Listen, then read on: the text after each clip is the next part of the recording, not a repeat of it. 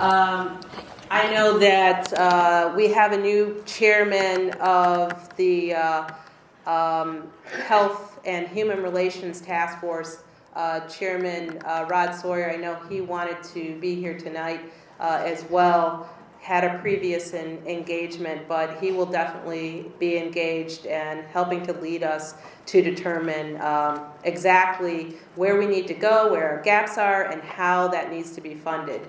The funding part is important. Once we decide that something is a priority, if you don't fund it, it is not really a priority. So we need to make sure that we get recommendations from you and other stakeholders, and then come back, like I said, to the City Council with those recommendations and with a recommendation on how to fund it as well.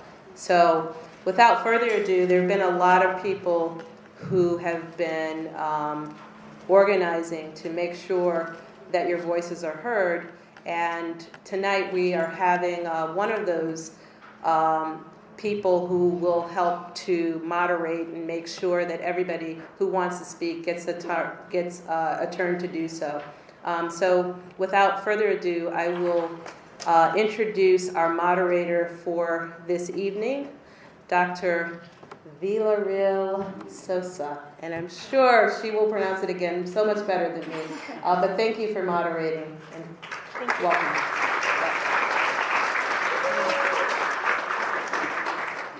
So good evening, and at first I want to thank all of you for taking the time to be here, because this is such an important moment, right, in terms of our city and our city services, and an opportunity to have our voices heard. And I also want to thank Alderman King for her advocacy and leadership regarding mental health services in Chicago. So a round of applause for her again, please. Thank you. So my name is Dr. Leticia Villarreal Sosa. I'm a clinical social worker, and I'm a professor of social work at Dominican University. But I live in the Little Village community and have also been concerned about both the lack of access to mental health services in my community, as well as the lack of mental health services that are holistic, that are long-term, that are contextualized and trauma-informed. So as Alderman King stated, I'm going to be the moderator for this hearing, and I'm also going to assist with writing up, right, as the author of the hearing report, right? So we're going to be gathering information from your testimonies tonight and putting that together, right, in a report that's going to help us to further advocate for mental health services in the city of Chicago. As Alderman King already gave you a little bit of background on what has happened and why we are here today, right? And I just want to sort of reiterate some of those points, right? So in 2012, a decision was made to close half of the city's mental health clinics. Yeah, there were funding cuts that led the Chicago Department of Public Health decreasing the number of mental health clinics from 12 to 5. As a result, we're here today with limited treatment options.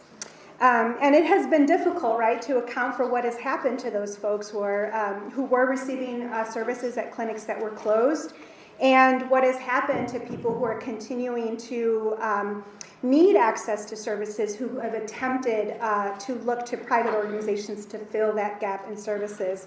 What we do know is that hospitalizations are up in areas where clinics have been closed, and as Alderman King stated, right, the Cook County Jail is increasingly used for mental health treatment.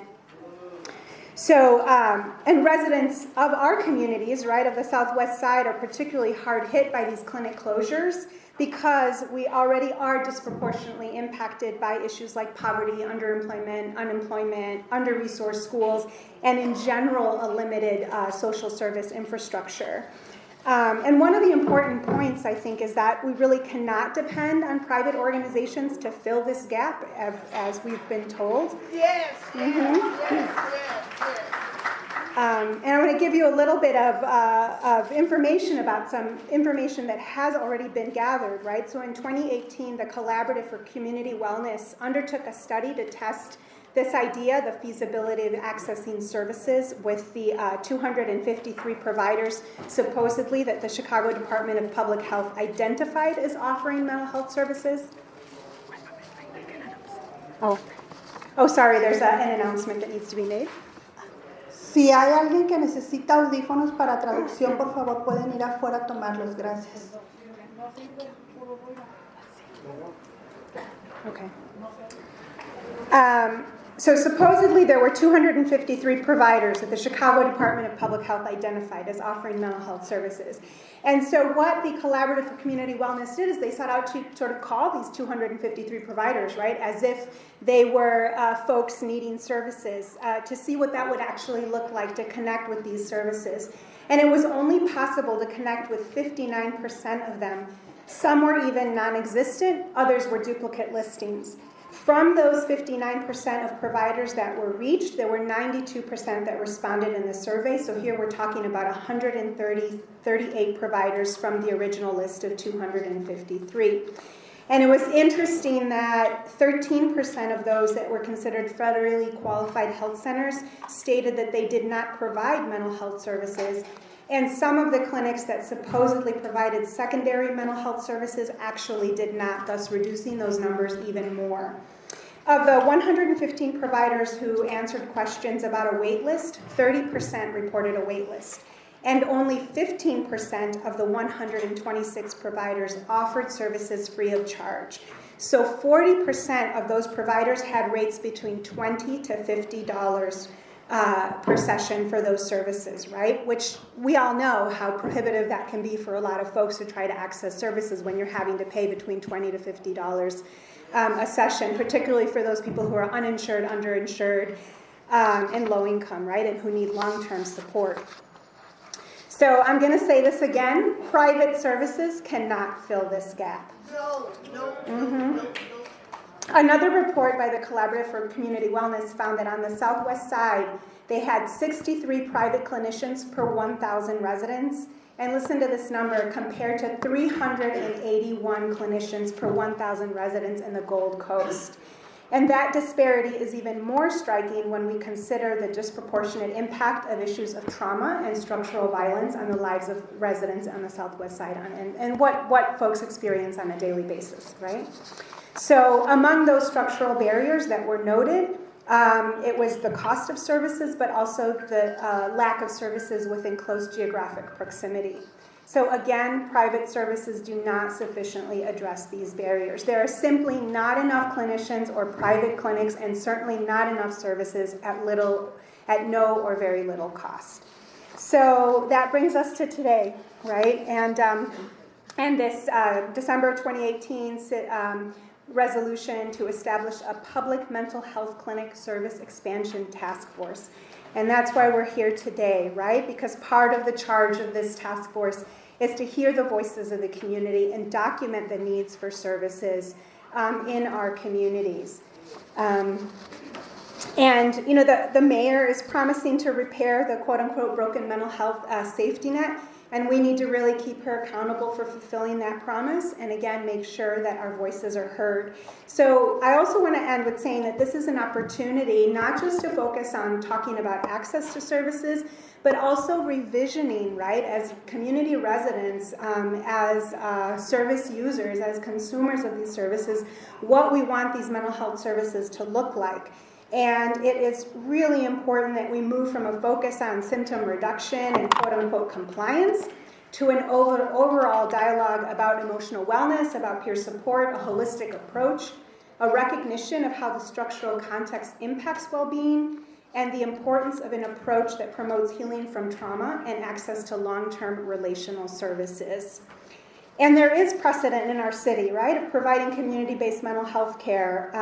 You know, originally in the 1960s, there was a Community Mental Health Act that created a system of 19 community-based mental health centers. So it's been done before, there's precedent, and we need to make sure that our city continues to meet the needs of its residents related to mental health care and support. So in terms of tonight, you all have these questionnaires related to offering your either written or oral testimony. And we're trying to focus on three different areas, right? On any strengths that you want to talk about in terms of strengths and attributes. What's good, what was good, right, about the city-run mental health system. Also recommendations. What are those recommendations that you want to make sure are out there, right? In terms of making existing city clinics more accessible, making them welcoming, and promoting those services, right? So what are the recommendations that you may have? And then we also want to know what are the challenges, what are the gaps and barriers in the current mental health landscape? What are those overall community needs that are not being met? So we're hoping that tonight we can focus on addressing those 3 areas. And as I said, there's the forms where you can sort of indicate your desire to provide your own testimony. If you can please fill those out, and then we can call your name to come to the microphone. We also want to hear as many people as possible tonight, and therefore we're asking that folks limit their testimony to about 3 minutes each. And who's our timekeeper tonight? Do we have a timekeeper? Yeah. Okay, so we'll have a timekeeper to help us stick to that so that we can hear as many voices as possible tonight. And then there's also, there's also a written survey that we're asking folks to fill out. We have that available online as well if you prefer to fill it out online. And that survey is anonymous. But there's also an opportunity to list your name and contact information if you would like for us to follow up and you have additional information or your own kind of narrative or story or testimony that you want to share with us beyond that survey. And so please feel free to add your name and contact information there. Okay, so thank you.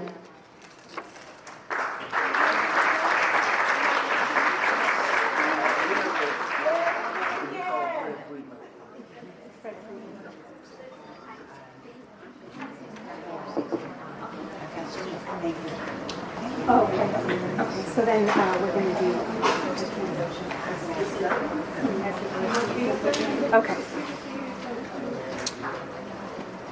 All right. So to get us started, we're going to start with Fred Friedman.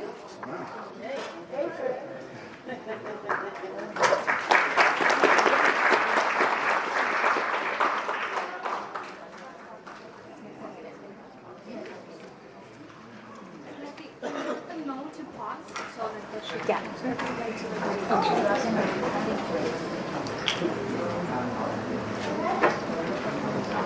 Where's the timekeeper? Timekeeper is right here. So you'll let me know when I have a minute? And then they're also asking if you temporarily pause. The headsets are not working for the simultaneous translation. So if you can stop so we can Problemas con el equipo de traducción, entonces vamos a traducir todo aquí enfrente. Perdón, disculpas y gracias por su paciencia. So a brief announcement. We're having a bit of issues with the translation equipment, so we'll be translating everything today up here. We'll be pausing every few sentences to translate, so thank you for your patience. Start? Okay. I want to thank the task force for this opportunity. And most importantly, I want to thank all of you for being here. My mom taught me that it's good manners to wear a suit and tie when talking to important people, so I did. But my dad taught me, although I suspect this wasn't the lesson he wanted to pass down, sometimes it's better to just ask for forgiveness than for permission, and I only have 3 minutes. I only thought I had 2 minutes. I'm not a tie person or a jacket person or even a button-down shirt person. And now the board is worried, how far am I going to go? I'm not going to go any farther. For those of you who can't read my shirt, what it says is I'm a board member. Now, what that means different things at different places. But tonight, here, as Malcolm X would say, I'm a person with a severe, chronic, persistent mental illness who for the last 20 years has served on many boards and planning and advisory councils that deal with the mental health system. Sure. Okay, primeramente quiero dar muchas gracias al grupo de trabajo, que son nuestros anfitriones de esta noche, y por todo el trabajo que han hecho, ¿verdad? Y mi mamá me dijo que cuando esté hablando con gente importante siempre venga de traje, ¿verdad? Entonces por eso vine de traje, pero mi papá me enseñó otras cosas diferentes, ¿verdad? Entonces, si no pueden leer lo que dice mi camisa, dice yo soy uno de los miembros de las mesas ejecutivas. Dice no vayan a tener miedo que me voy a seguir quitando la ropa. Pero también soy miembro de la mesa ejecutiva aquí de Latinx, pero he sido miembro de muchas mesas ejecutivas, muchos grupos, y más que nada tengo una disabilidad mental crónica, y también eso es parte de mí. Over the last 20 years, I've given many talks and lessons ranging from 2 minutes to 6 hours. I've testified before the Illinois State Legislature and the Chicago City Council. I've taught lessons to the Chicago Police Department's Crisis Intervention Team, and I've taught the correctional officers in Cook County Jail. I've spoken at countless rallies. I even taught several times taught an 8-week course on recovery for people with mental illness. More importantly, I spent 1.5 years in my living room losing a fight for dominance with my dog. 1.5 years in a nursing home and 10 months in a homeless shelter. While I was in the homeless shelter, I began to get treatment from a city clinic. I continued to get services there for many years. Then the roof fell in. Not figuratively, literally. The roof fell in and they closed my clinic. Sure.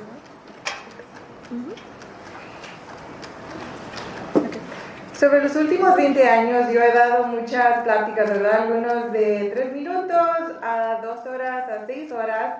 He dado mi testimonio antes de los legisladores del estado de Illinois, en frente de los concejales del concilio de la ciudad de Chicago, y he compartido muchas lecciones y dado muchos talleres, inclusive al departamento de policía, a las oficinas de la prisión del condado, y yo he hablado en muchas protestas, ¿verdad? Muchos convivios, y también he dado unas clases de 8 semanas para las gentes que se están rehabilitando con discapacidades y condiciones mentales. Y más importante, he pasado 1 año y medio en mi sala perdiendo una lucha de dominancia con mi perro, y 1 año y medio en una casa hogar, y 10 meses en un lugar para las personas que no tienen donde vivir, ¿verdad? Y mientras que yo estaba ahí en ese lugar, empecé a recibir tratamiento de una clínica de la ciudad, y continué a recibir servicios, pero luego se cayó el techo de la clínica, dice, y no nomás así hablando en metáforas, pero literalmente se cayó el techo. Thank you. Thank you for your patience. Oh, no problem. I do want to note, I prepared a 2-minute speech, then I was given an extra minute, but now you're translating, so you're like taking away, but that's okay. I appreciate the problem. Let's see. I first attempted suicide when I was 13 years old, over 50 years ago. When I think of the mental health, the Chicago mental health system, I'm reminded of a scene from a Woody Allen movie, Manhattan, I think. 2 women are discussing a restaurant. One woman says, "The food here is terrible."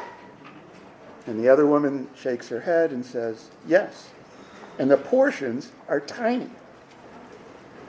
When I think of the mental health system in Chicago,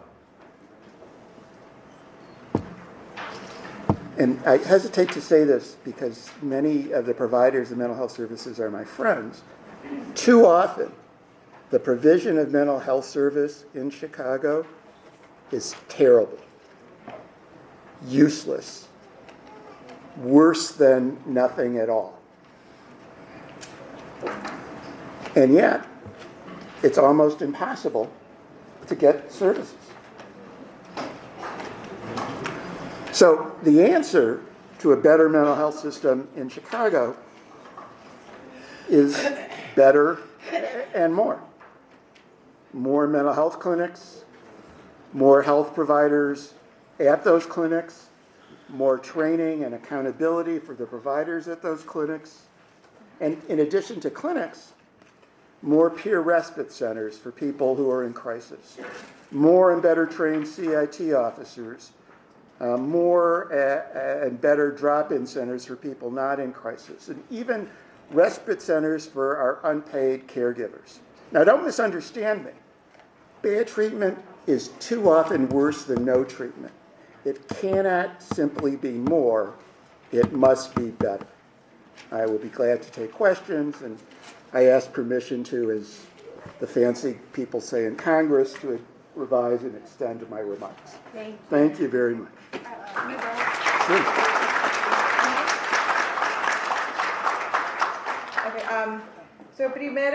Mi primera atentado suicidio fue cuando tenía 13 años, hace más de 50 años, ¿verdad?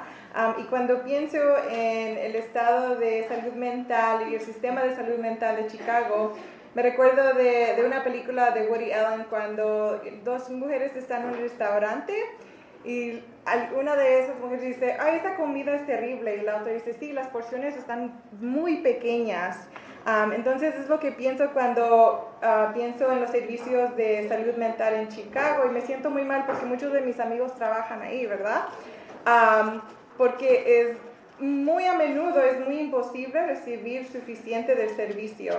Entonces la respuesta al sistema de salud mental en Chicago es que tengamos mejor y más clínicas de salud mental, más proveedores en esas clínicas, más entrenamiento, más responsabilidad para los proveedores en esas clínicas, también más centros para personas que están en crisis, más oficiales que estén entrenados en intervención de crisis y trauma, más centros donde las personas pueden ir nada más para recibir ayuda cuando no están en crisis, y más centros para que cuidadores que no reciben dinero puedan ir ahí.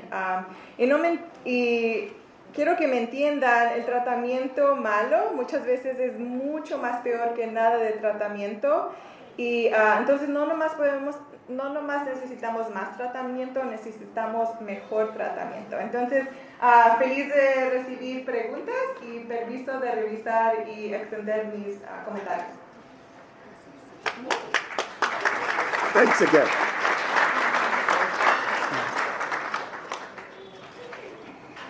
Okay.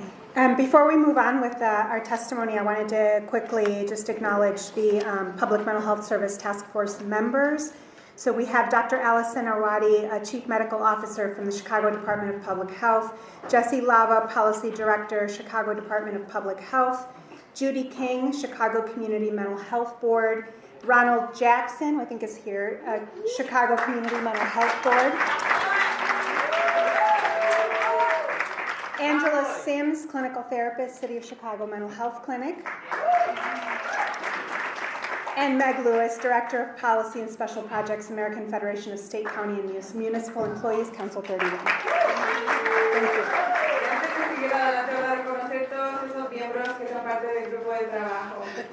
Now I'd like to call Diane Adams up to provide testimony.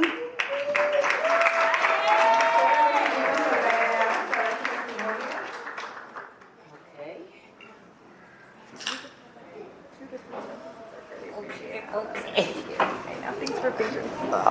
Hello, my name is Diane Adams.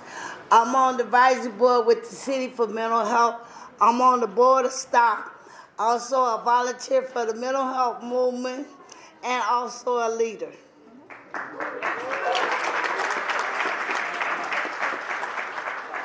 Hola, soy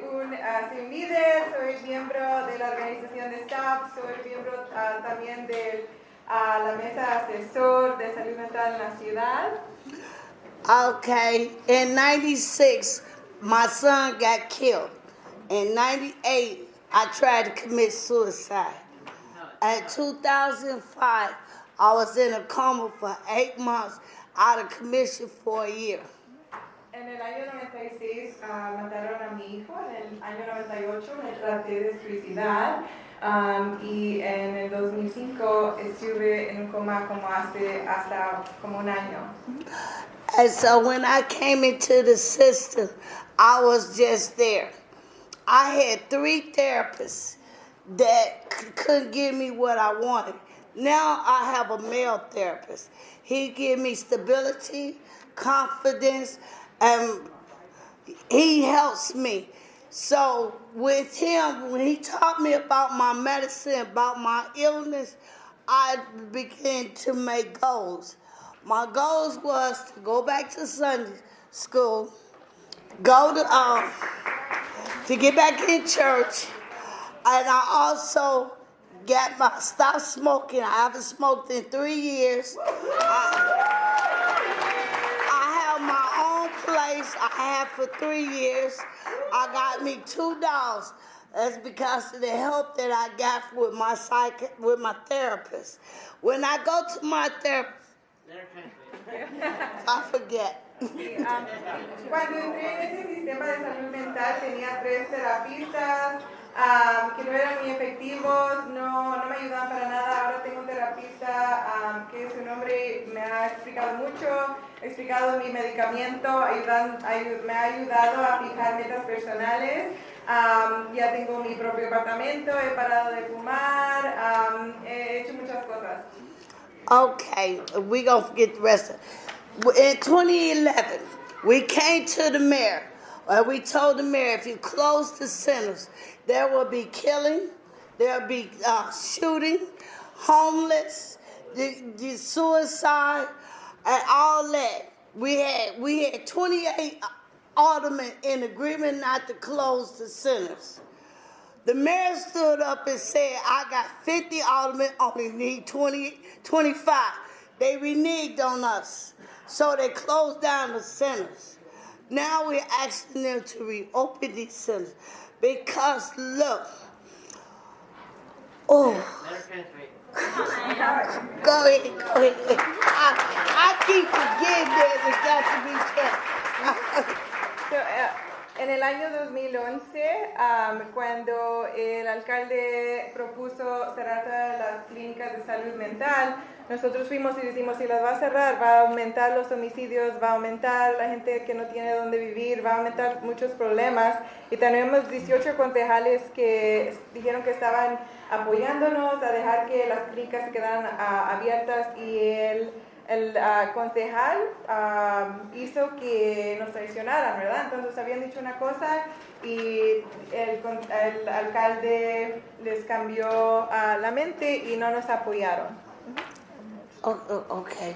Now with the 12 clinics, we had over 5,000 at the clinic. Now with the 5, we only got 20-some hundred in these clinics. That means that 30-some hundred is not being fulfilled. So what we need is to get more help. Because they trying to turn the city clinics into the county. The county is not going to be responsible for what they do for us. They going to look at their watch. They going to give you an hour. But when you get through, they going to give you a prescription and your next appointment. Sí. Entonces, ¿qué pasó, verdad? Ahora tenemos 12 clínicas, más de 5,000 personas. Hay muchas personas que todavía necesitan que les den servicio, ¿verdad? Y lo que quieren hacer es convertir esas clínicas de la ciudad en clínicas del condado. ¿Y el condado qué va a hacer? Nos van a ver por 1 hora, pero luego después de 1 hora nos van a querer dar medicamentos, no nos van a ayudar. See, when you put it in the city hand, the city has to be responsible for what they do for us. The county the privatization is not going to do it. Everybody don't have the money. So we trying to keep it city public mental health clinics. And it took me 15 years, y'all, to get where I'm at today. Remember, I couldn't walk, talk, or eat. Now look at me. Woo.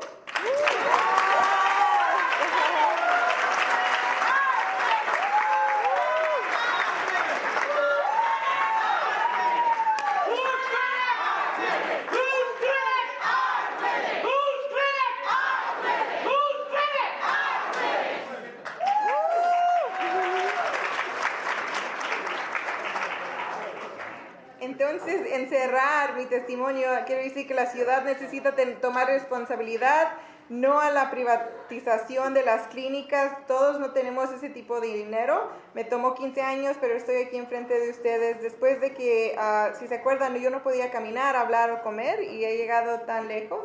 Aquí estamos.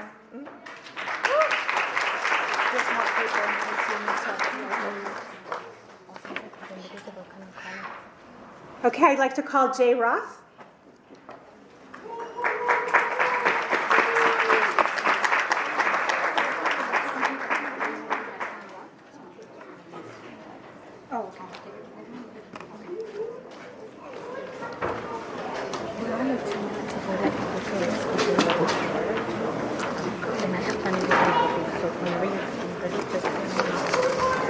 Okay, if I could just get a pause, I'll read a couple sentences. Good, appreciate You might have to remind me.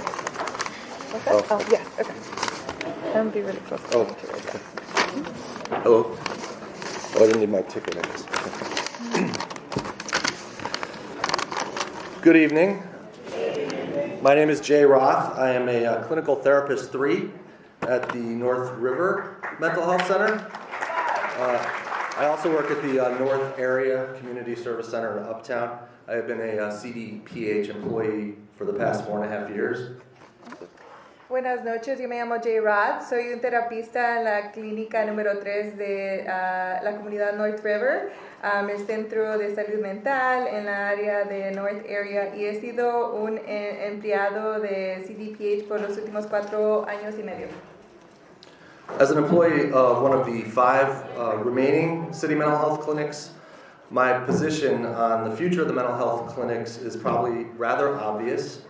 As I stated in my testimony before the Health Department of City Council earlier this year, I believe it is vital for CDPH to operate a sophisticated, transparent, wellness-focused, cost-effective mental health program as a safety net for our most vulnerable citizens. Como un empleado de una de las 5 clínicas que todavía nos quedan, mi posición es muy obvia. Dije lo mismo en mi testimonio en frente del Departamento de Salud y el concilio de la ciudad, pero yo pienso que se necesita operar un servicio sofisticado, transparente, enfocado en el bienestar de la comunidad y que también no cueste mucho, especialmente para los más vulnerables. Okay. Having a task force commissioned to engage in a process of gathering information is an unusual but significant opportunity. I worked through many ideas about what I wanted to say tonight. Some of my views were rather harsh and angry and critical of my own department. But it seems like this process is about something far more important than my personal observations or criticisms. To me, this process of thinking through the future of mental health clinics is mostly about how we view our city. We should provide care and support to our most vulnerable citizens. We should use this opportunity to collaborate positively on improving our systems of mental health care delivery. We should raise awareness about the important work that clinicians are engaged in with the citizens who use the services at the clinics. Let's have an open and robust dialogue about what it really means to provide trauma-informed care and be inclusive about everyone's needs.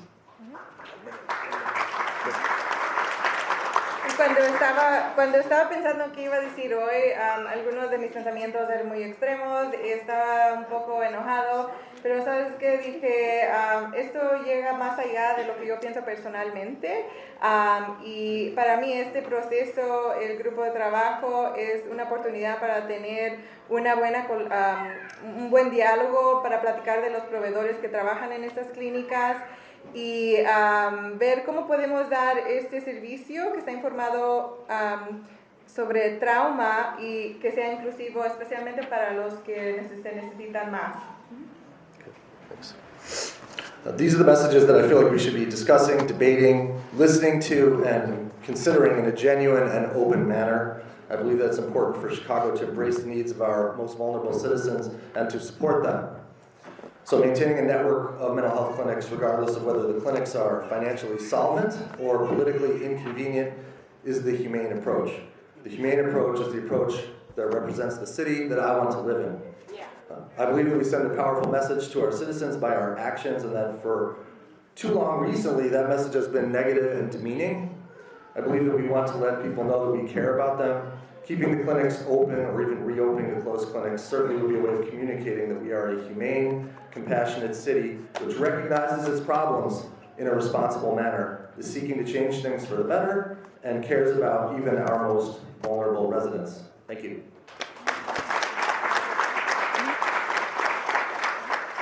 Estos son los mensajes que creo que hemos de discutir y hablar. La ciudad de Chicago necesita cuidar a los residentes más vulnerables, manteniendo una red de clínicas, aunque no haya dinero en la clínica, aunque sea inconveniente políticamente. Esa es la cosa humana que hacer, ¿verdad? Entonces yo quiero vivir en una ciudad que aborde este problema de una manera humana. Entonces hay que cuidar a los que están más vulnerables en la ciudad. Thank you. Okay, may I have Patricia Everett, please?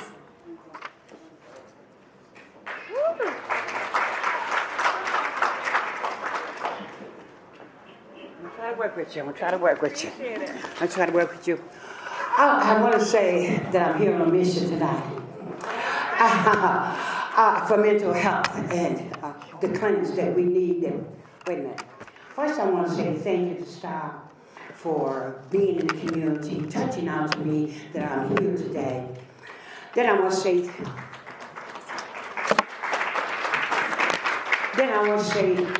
you want to go? Entonces quiero que ustedes sepan que estoy aquí en una misión para la salud mental y dar primeramente gracias a staff por traerme aquí a este momento hoy. And I want to say thank you to all that are here to support this cause. Y gracias a todos los que están aquí para apoyar esta causa. Thank you. I want to apologize to the the non-speaking English people that we do not have. I don't care. I will say in 2 minutes. That we do not have time. That you have to speak for us instead of it being written out, because there's so much to be said. But I'm going to hit some special points, and I want to share with you that I come not with titles. I come not, I only come to tell you that I am a person that has suffered mental health, have suffered bipolar, have taken medication, no longer medication.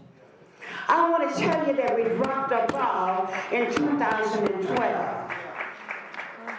Okay. Primeramente le quiero pedir disculpas a las personas que hablan español por el equipo que no trabaja aquí, porque esta señora tiene que hablar por nosotros y no tenemos mucho tiempo, pero tengo muchos puntos especiales, ¿verdad? Yo no vengo con títulos, yo vengo como una persona que ha sufrido de salud mental, he sido diagnosticada con bipolar, y en 2002 esta ciudad cayó una bomba en esta ciudad. The politicians come to the neighborhood when they want to vote. But when they get your vote, they don't do anything for the community. Pick up the ball. It's time to run. It's time to fight for our community. I'm going to tell you, some have moved out and that's okay. But we got some suffering people that can't help themselves, that need our help. Pick up the ball, people. Dice, porque estos políticos nada más vienen a nuestras comunidades cuando es tiempo de votar y luego uno vota por ellos y ellos no hacen nada. Entonces mi mensaje a ustedes es que recojan esa pelota porque es nuestra oportunidad para luchar para toda esa gente que no puede luchar por ellos mismos. I don't want to take medication because when we dropped the ball, me too, in 2012, God picked me up. Entonces ya no estoy tomando medicamento porque en el 2002 cuando cayó los otros, dejamos caer la pelota, Dios me recogió a mí. So we closed the clinic, but God sent me to people, services like Thresholds, places like Tabitha's House, and for the state, we use people with master's degrees in counseling, but I was blessed to have someone working on a doctor's. Entonces yo fui a buscar servicios en otras organizaciones como Thresholds, Crush Blood, y a veces buscamos a gente que tenga credenciales que nos ayudan, pero también yo conozco a alguien que está ayudando a estos doctores. Okay, chief of medical and therapist, what is into this? There is a concept called the disease concept, where 90% is the problem before people pick up a gun, before people use drugs, before they use alcohol, and we need to deal with the 90% today. We need some clinics. We also need some people that are not afraid to go out in the community. We need some people that go into the schools and inspire some children. We need to put a smile on our face. If you're afraid, I'll go. See, I don't have a problem today because I knew how I suffered. I'm not suffering today. I got joy in my heart. Time's up, they say. But I want to say this last word. If you want to pick the ball up, if you want to, hallelujah, if you need me to go somewhere to inspire somebody, if you need somebody who will go out and talk to the people, if you need somebody who won't stop, who's willing to die for somebody, call Patricia.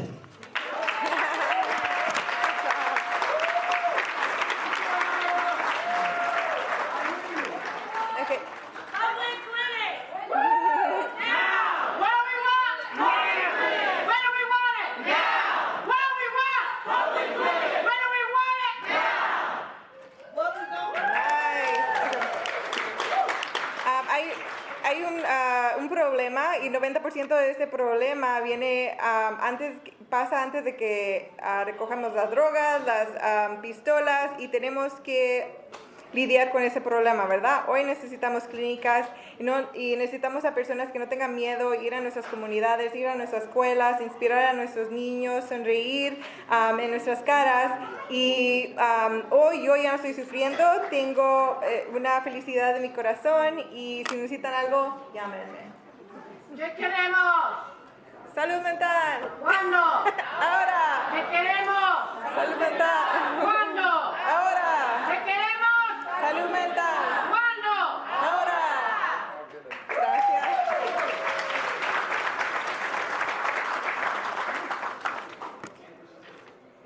Next, I'd like to call Ariel Atkins.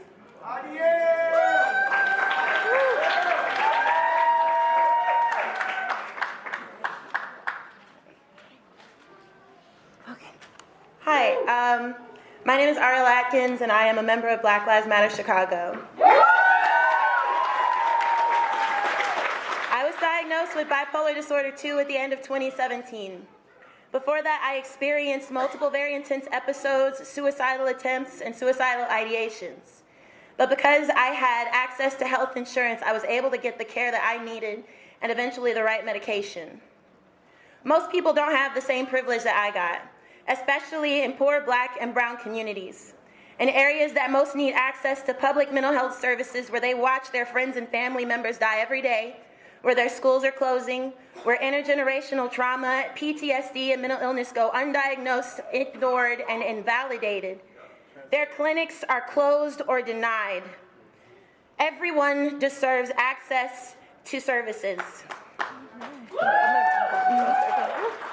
Entonces, estoy aquí como miembro de Black Lives Matter. Las vidas de la gente afroamericana significan algo. En Chicago, en el 2017, fui diagnosticada con condición bipolar. Tuve episodios, tuve ideaciones suicidas, pero yo tenía aseguranza, ¿verdad? Entonces tuve el privilegio de recibir medicamento, pero muchos no tienen ese mismo privilegio, ¿verdad? La gente latina, afroamericana, en algunas comunidades que están viendo a sus familias, amigos morir todos los días y tener trauma, lo que están haciendo en sus comunidades, están cerrando las clínicas, ¿verdad? No le están dando esos servicios, esa integridad y ese cuidado. Not only does everyone deserve access to services, police should not be the first responders in crisis.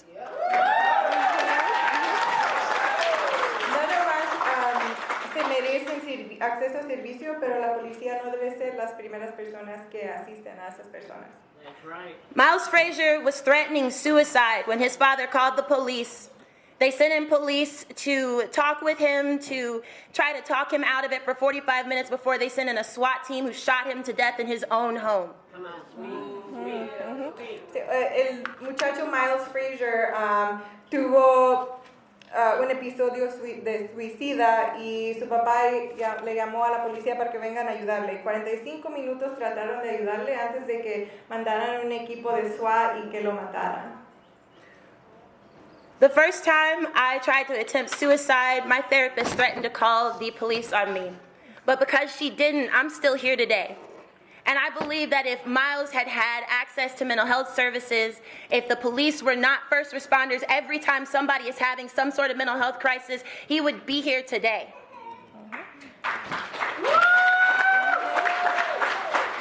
Cuando yo le dije a mi terapeuta que por primera vez que me quería suicidar, ella me dijo, le voy a llamar a la policía, pero ella no le llamó a la policía y por eso estoy aquí viva enfrente de ustedes, porque quizás si hubiera llamado a la policía hubiera pasado lo mismo con este muchacho, ¿verdad? De Miles Frazier, y si alguien le hubiera llamado a un terapeuta para él estuviera vivo hoy.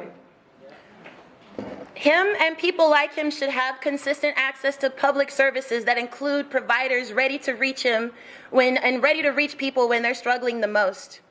Not only should Miles be alive today, but we need more resources in our communities. We need the expansion of public clinics, and we need less money for cops, more money for care. If we don't get it, if we don't get it, if we don't get it, if we don't get it, shut it down. Thank you.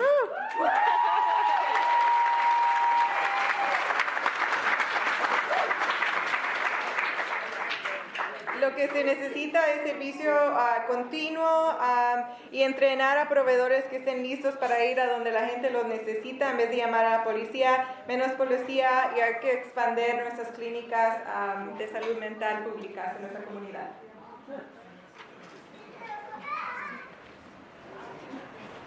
Do you need to say something? Can I please call Robert Stewart, please?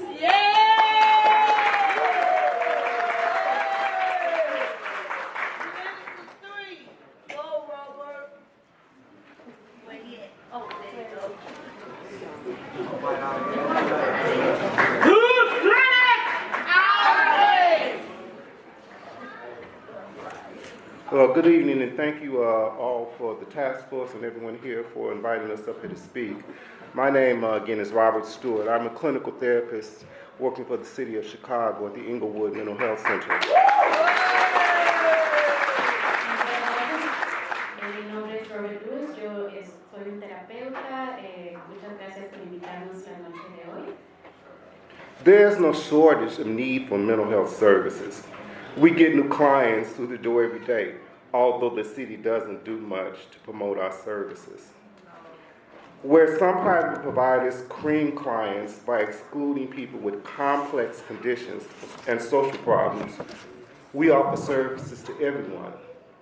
If someone walks in, they get help. There are no copays and no waits for appointments. If someone has no insurance, it doesn't matter. We are the safety net. No hay una falta de servicios de salud mental. Nosotros recibimos a todos los clientes que pasan por nuestra puerta todos los días, a pesar que la ciudad no hace mucho para promover nuestros servicios. Cuando algunos de los proveedores excluyen a personas con condiciones especiales y problemas sociales, nosotros les ofrecemos servicios a todos. Si alguien pasa por nuestras puertas, ellos reciben ayuda. No hay ningún tipo de copago y no hay citas, no hay espera para nuestras citas. Si alguien no tiene seguro médico, tampoco importa. Nosotros somos su fuente de apoyo.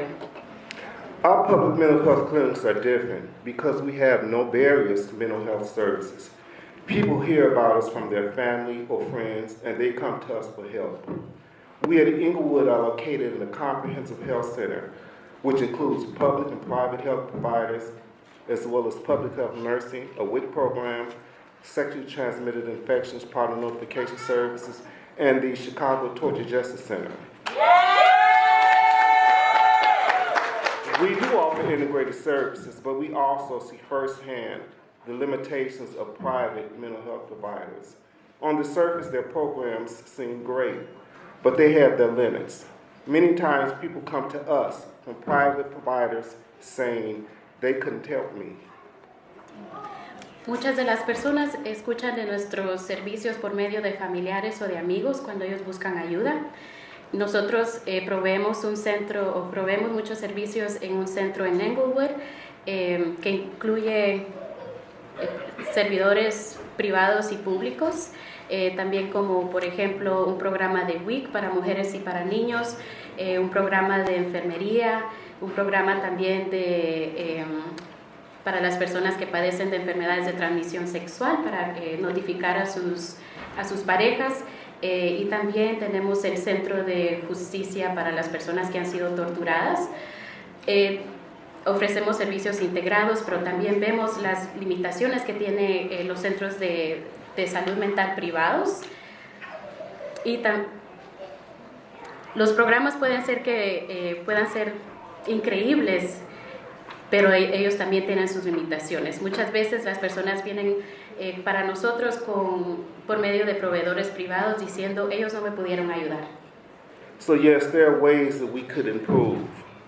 Staff has asked for more training to improve the billing process and the use of 2 new electronic medical record systems, which would help us work more effectively and allow us to spend more time with our clients. But the most important difference with public mental health system is oversight and accountability. You don't have that with private providers. That's right.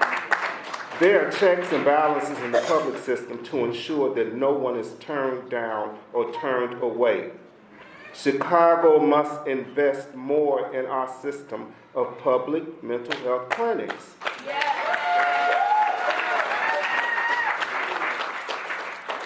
Sí, hay maneras en que nosotros podemos mejorar. Nuestro personal ha hecho lo posible por proveer más entrenamientos para que por medio de los servicios electrónicos, los servicios de récords médicos electrónicos, pues nos pudiera ayudar mucho más. Podemos trabajar de una manera más eficaz y también nos puede proveer más tiempo de pasar más tiempo con nuestros clientes. Lo más importante es ver la necesidad que hay, ¿verdad?, de traer atención a esto y de ver la responsabilidad que tiene también nuestro servicio de salud mental pública, que por lo general no lo tienen los servicios de salud privada. Hay un sistema que ayuda a poner un balance y para asegurarnos de que nadie, ni ninguna persona que busque ayuda que le tengamos que negar los servicios. La ciudad de Chicago debe de invertir más en nuestro sistema de salud pública mental para poder satisfacer las necesidades de todas nuestras comunidades. Muchas gracias. So the goal is to meet the needs of all in our communities. Thank you.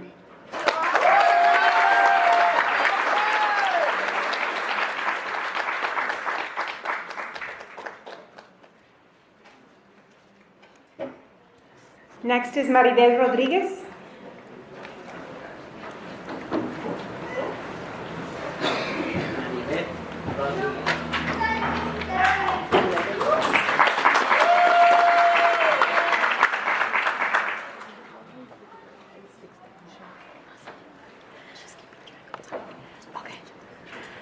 Good afternoon. My name is Maribel Rodriguez. I am a school-based clinician. I work for a nonprofit called Getz Hill Center. I do not have a fancy speech. I stepped out of my comfort zone. I said if I challenge my students every day to speak up for themselves, I'm going to speak up on behalf of them. Buenos días, mi nombre es Maribel Rodriguez. Yo soy terapista y trabajo para Getz Hill. Específicamente doy servicios de terapia in Gage Park High School. So today I'm specifically talking about our youth. We're talking about mental health, but we also have to talk about our youth of our city. They're hurting and they're crying for help. And I'm here to let everyone know that on a day-to-day basis, providing mental health services at CPS High School, not only for students, but also for families. There's a need for those services in our school systems to the city.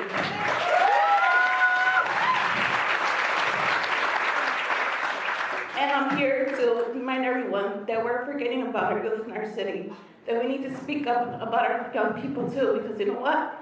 They're the future of our city, and if we don't help them heal now, imagine what their future's gonna look like as adults. I can talk all day. I'm a social worker. I do that for a living. So thank you so much for hearing me, and sorry I'm not prepared, but I stepped out of my comfort zone, and I would like to dedicate this to my students at Gage Park High School.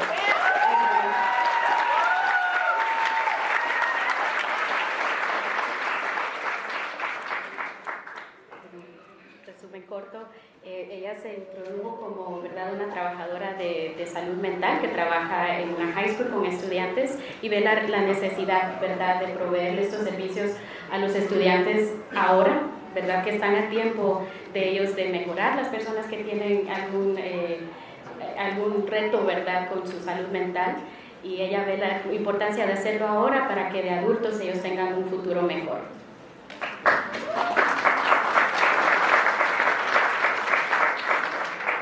Now I'd like to call Kiana Butler.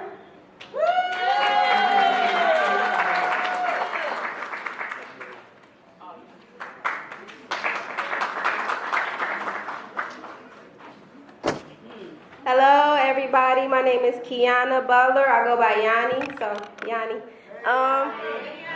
Hey, I am a youth organizer, and I'm with the STOP organization, Southside Together Organizing for Power.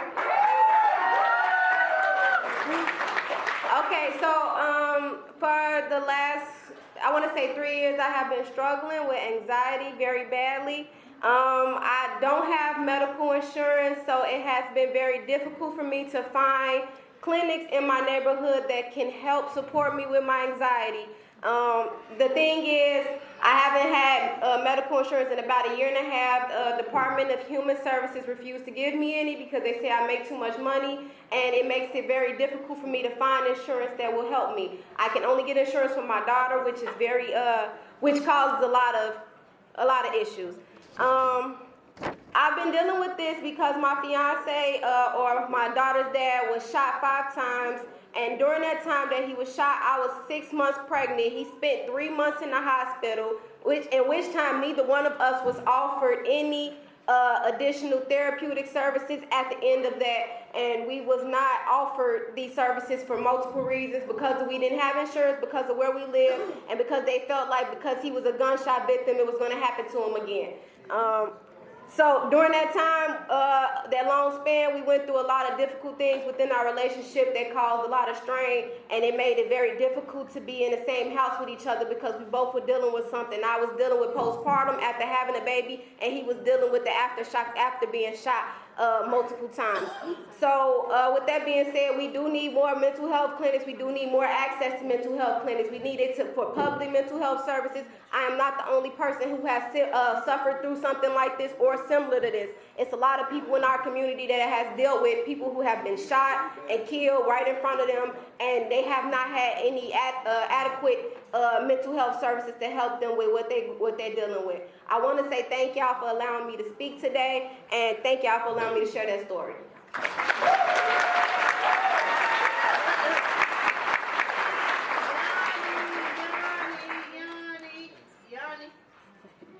Buenas noches, mi nombre es Kiana Butler, me gusta que me digan Yani. Yo trabajo con la organización STOP, soy organizadora que trabaja con la juventud. Yo he estado batallando con ansiedad por aproximadamente un año y también con depresión postparto.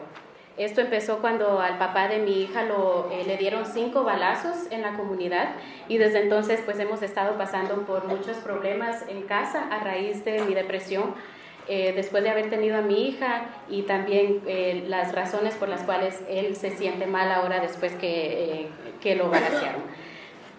Yo en este tiempo en lo que yo tenía 6 meses de embarazo cuando le dispararon a él y en ese tiempo no recibí ningún tipo de apoyo ni de ayuda para mi salud mental y eso afectó mucho la relación entre nosotros. Ninguno de nosotros recibimos ningún tipo de servicio de salud mental en ese tiempo para ayudarnos a lidiar con el trauma y después pagamos las consecuencias por eso. Vivimos en una ciudad donde se nos hace muy difícil pagar por los servicios de salud mental. A mí me los negaron porque me dijeron que ganaba mucho dinero cuando no es así.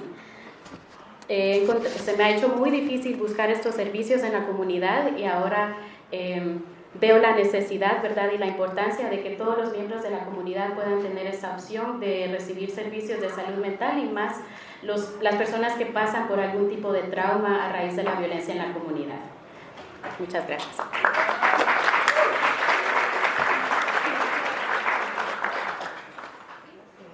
Ahora sí puede pasar María Julia Peña.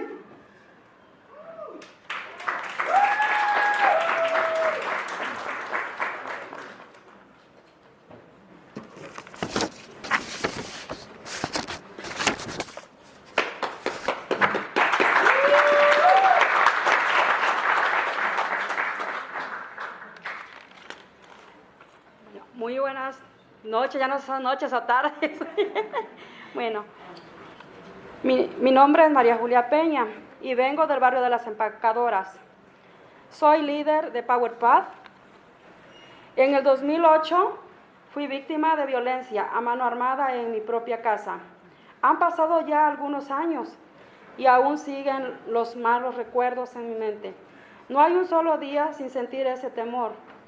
El escuchar un ruido, escuchar que las puertas se abren o mirar que las cortinas se mueven, pero lo que más me causa ese trauma es mirar las sombras de alguna persona, ya que me llega el recuerdo de los 2 jóvenes, los cuales nos tenían encañonados. Escuchar el llanto de mis hijas fue lo que más me impactó. Es por eso que yo estoy pidiendo que nos reabran las clínicas de salud mental, ya que no he buscado clínica de salud mental en el barrio de las Empacadoras y a donde hay tienen una larga espera y no son accesibles porque cobran muy caro. Necesitamos psicólogos bilingües y así como yo hay muchas personas que necesitan de esos servicios. Ya es hora que seamos escuchados y así hacer el cambio en nuestra comunidad. Con mentes sanas, todo será más sano en nuestra comunidad y hogares, y dormiremos tranquilos y sin pendientes. Muchas gracias.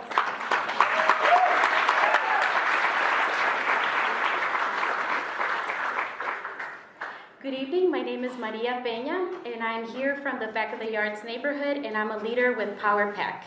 In 2008, I was a victim of violence during an armed robbery in my own home.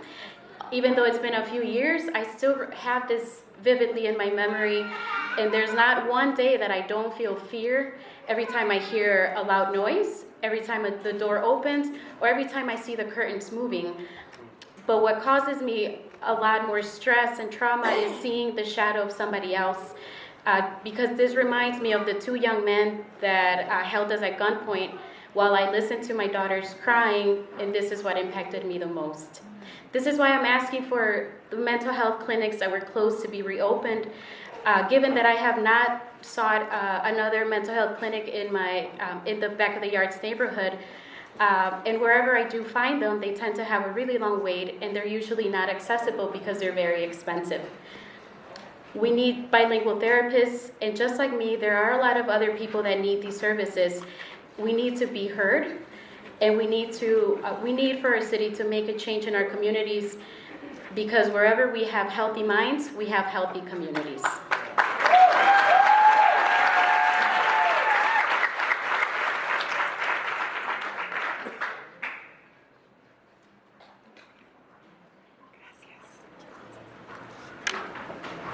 Next, I'd like to have Kathy Powers.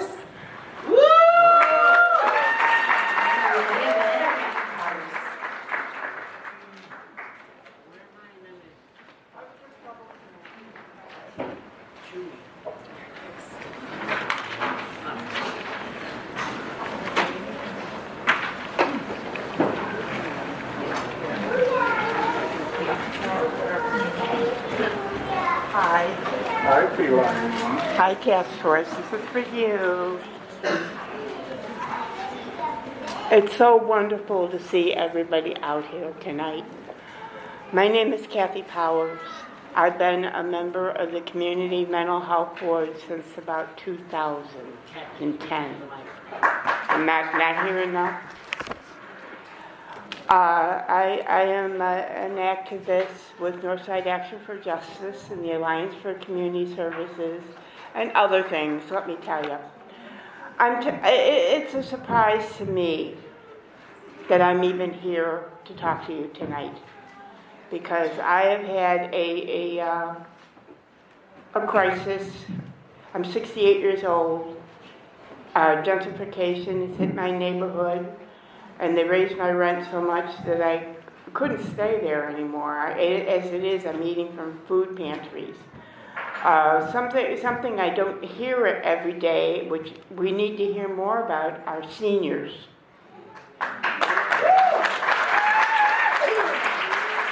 We have special needs. I also want to say that my plan was today to give up my cats and to commit suicide tomorrow. That is what happens. I have bipolar illness, and I had nowhere to go. Nobody seemed to care. Nobody could help me. What was the reason of living? That was my thinking. But here I am with you now, and I'm very glad. Thank you.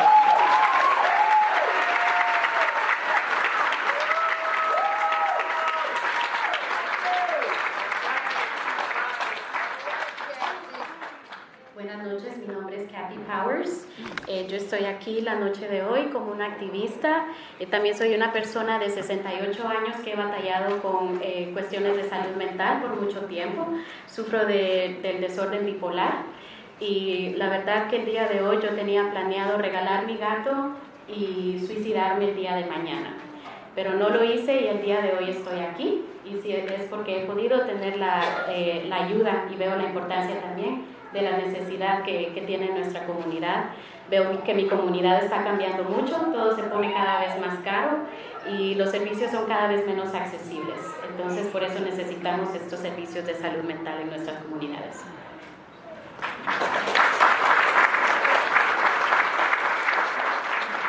Jesus Chuy Campuzano, you're next.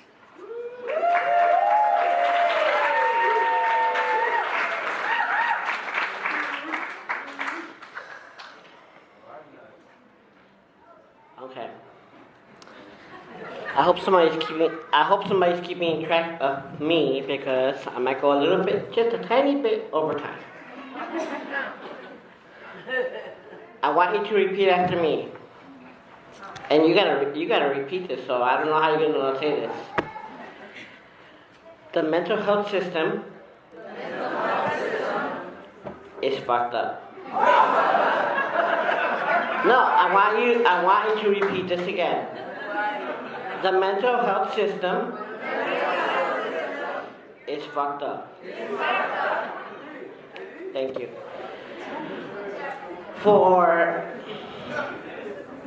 I would say, for those of you who don't know me, I suffer with major depression. For the last, I'm not looking at you. For the last 4 months in my building, I live in the Thresholds building, and I receive services through Thresholds. For the last couple months, I have been dealing with people with death all around me in my building where I live. Now, they say that private providers are the best, but if they were the best, we wouldn't have so much death in my building. Go ahead. Bueno, buenas noches, mi nombre es Jesús Chuy y estoy aquí también quiero hablar un poco acerca de la importancia de los servicios de salud mental y quiero que digan algo, que lo repitan después de mí. Dice, los servicios de salud mental.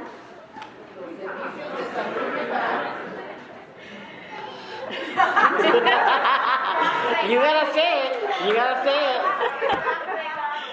Están jodidos. Pero con ganas, dice. Yo vivo en un edificio de Thresholds y me he dado cuenta de que en mi edificio yo no estoy seguro. A mí me han robado muchas veces en varias ocasiones y pienso de que sí. No. Yo vivo en un edificio de Thresholds. Es una propiedad mental privado. En los últimos meses se han muerto más o menos como 7 personas. 7 people have died in my building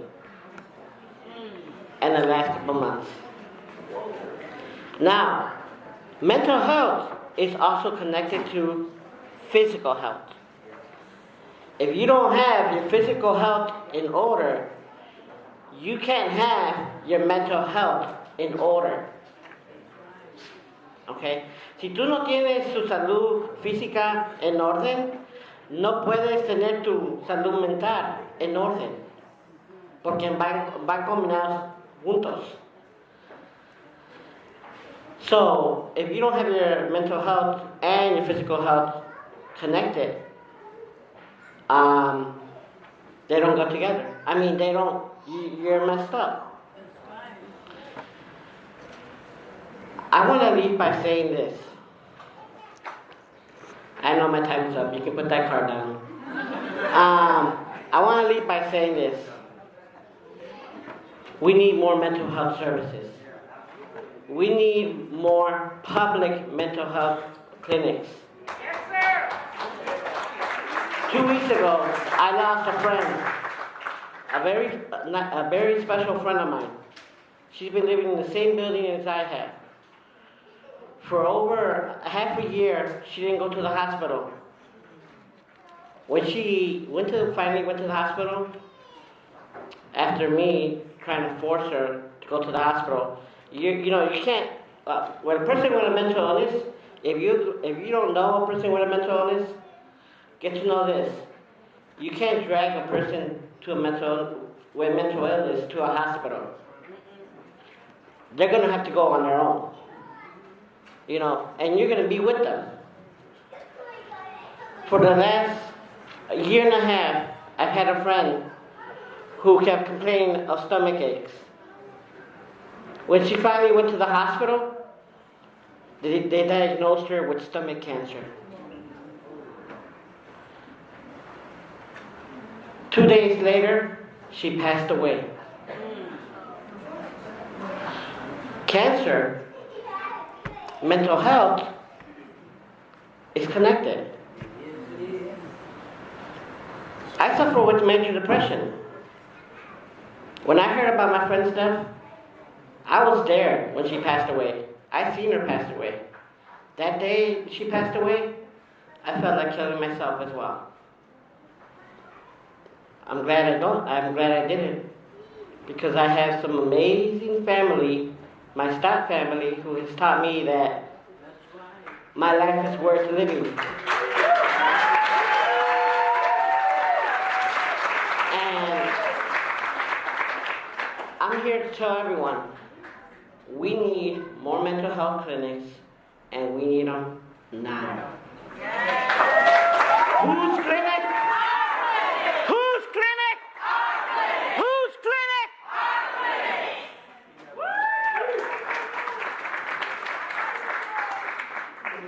Nuestra salud mental con nuestra salud física están relacionadas, están conectadas las dos. No podemos tenerlas por aparte, nuestra salud mental y aparte nuestra salud física. No funciona de esa manera.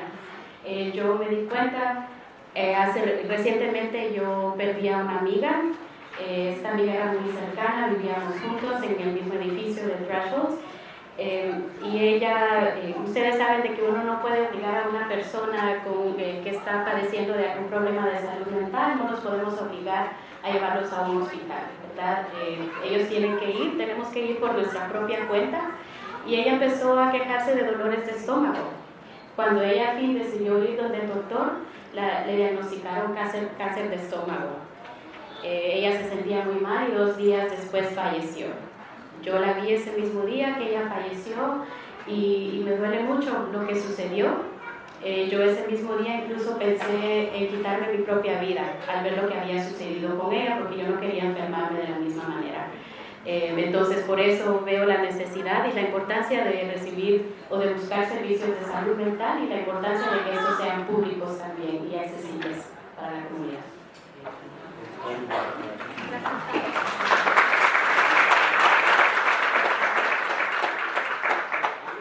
Is Gregory Banks here?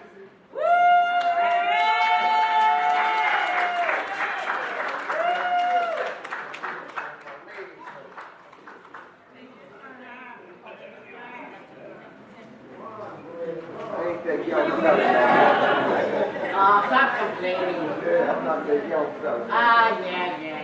Yeah. Whose clinic? Our clinic. Whose clinic? Our clinic.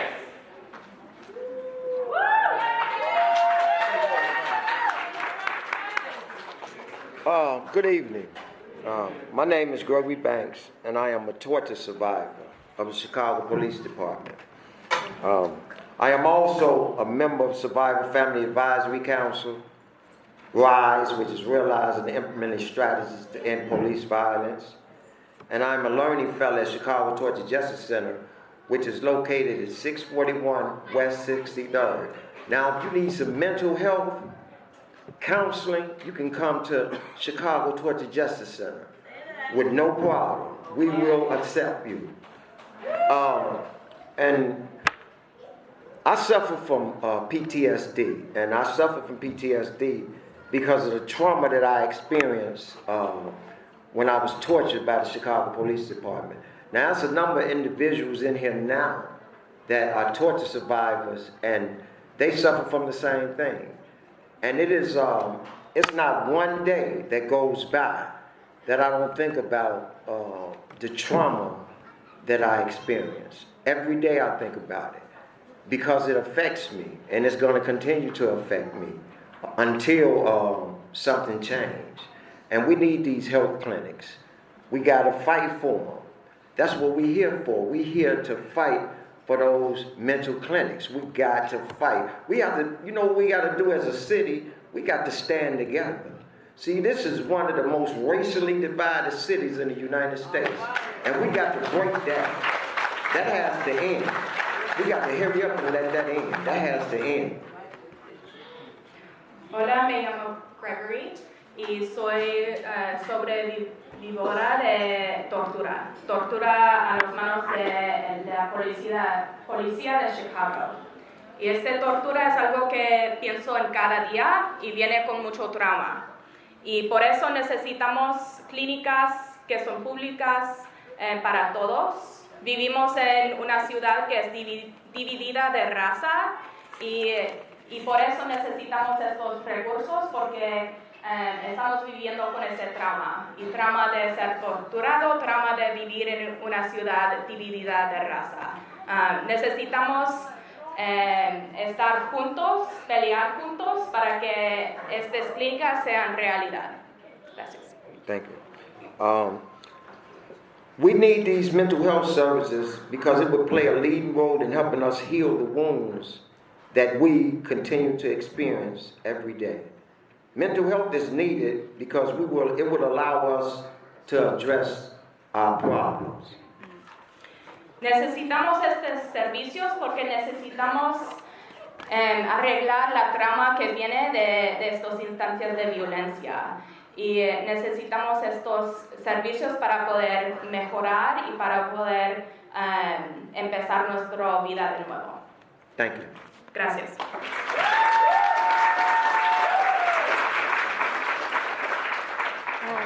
So I have two announcements that I want to make. And first, I just want to acknowledge the topics that we're talking about tonight. This is really difficult stuff. Whether it be talking about folks who have had suicidal thoughts or ideations, their own struggles, to police brutality, to trauma. And I wanted to ask if there are any clinicians currently in the audience, if you could stand up, if you'd be willing to touch base with anybody so that you'd be visible. If there is anyone that potentially might need to touch base with someone before the evening is over, if you could please stand.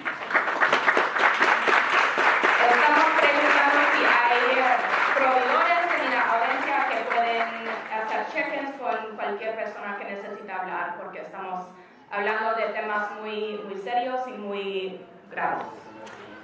And the second folks I want to ask to stand up are peers. Sometimes some folks prefer to talk to a peer who maybe has been there and been through similar types of things. And so if you are a peer willing to provide support, could you please stand up? También estamos preguntando que personas se levantan si son personas que han vivido con salud mental y si pueden hablar con personas que necesitan eso. Thank you so much. The second announcement is just I want to show you guys how many folks who still want to provide testimony, and to try to get through as many people as possible, and to make sure that everyone's voices are heard. I'm going to ask that we cut 1 minute off, so instead of 3 that we do 2 to try to get through more folks. Yeah.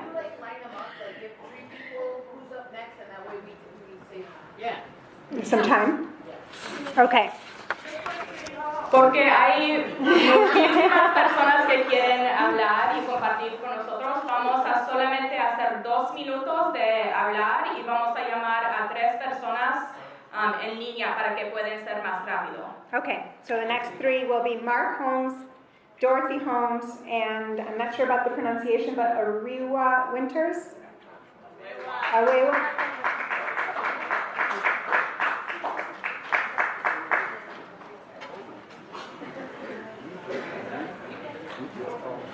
Just like in City Hall, people. Fire on your line.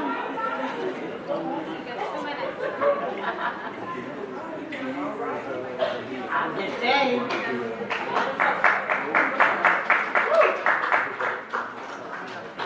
Hello.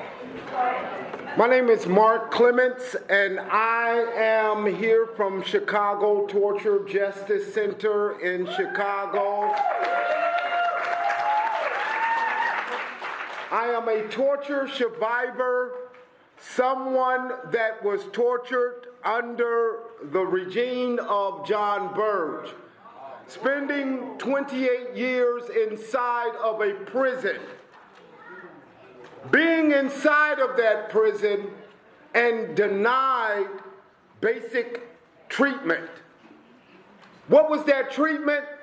The system knew that the conditions inside of the prisons were overwhelming.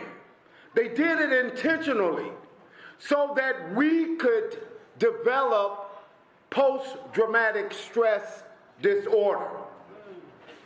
What is the importance of the Chicago Torture Justice Center? Probably everybody in this room, including this woman holding this sign telling me that I got 1 minute left, probably got somebody in prison. And those individuals are going to be released at some point back into the society. What is the role of the Chicago Torture Justice Center? We provide them with counseling. We provide them with psychological treatment. We provide them with job training. We provide them with a speaking bureau and other services. We need funding. We need funding. I don't care who you play this to, it's a damn shame that Sawyer is not here. It's a shame that the Alderman got up and left. I have a problem with that. Being 16 years old, who was stuck inside of a prison, who sat there for 28 years with a natural life sentence, and you mean my peers don't want to hear my story? That's an insult. Once again, what do we want? We want justice. That's what we want. Thank you.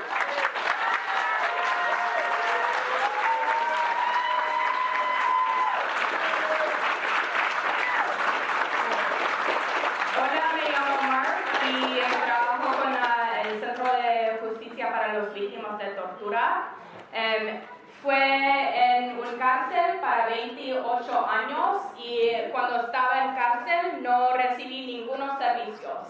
Y eso era intencional porque querían que nosotros tuvimos PTSD porque no tenemos los recursos que necesitábamos. Y lo que quería comunicar es que necesitamos funding, necesitamos dinero, necesitamos recursos financieros para que podamos seguir este trabajo. Y también quería decir que los aldermen deberían estar aquí. Ellos deberían estar escuchando nuestras historias y nuestras experiencias porque nuestra experiencia es lo que importa. Y nosotros tenemos las ideas que necesitan ser realizadas por nuestro gobierno. Gracias. Good evening. I'm part of Black Lives Matter Chicago, Justice for Family. We need centers. The reason why mental health is important is because we have people suffering from job loss, sexual assault, domestic violence, and last but not least, police brutality and bipolar disorder. And that's why we need funds for mental health for our community so we can get the help we need to live in this cold world.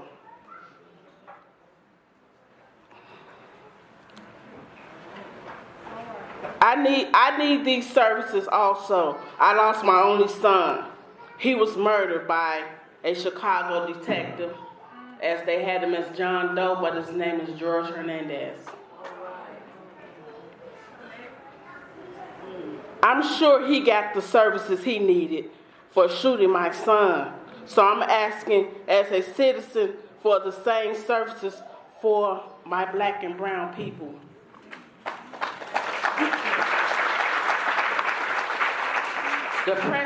Depression is real. Bury a child. I'm glad my therapist I have now didn't judge me. She listened and so did others that are not therapists.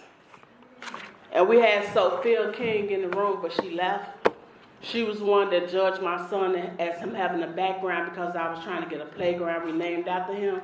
But I'm ready because I got more than 100 people that she told me to have in front of her.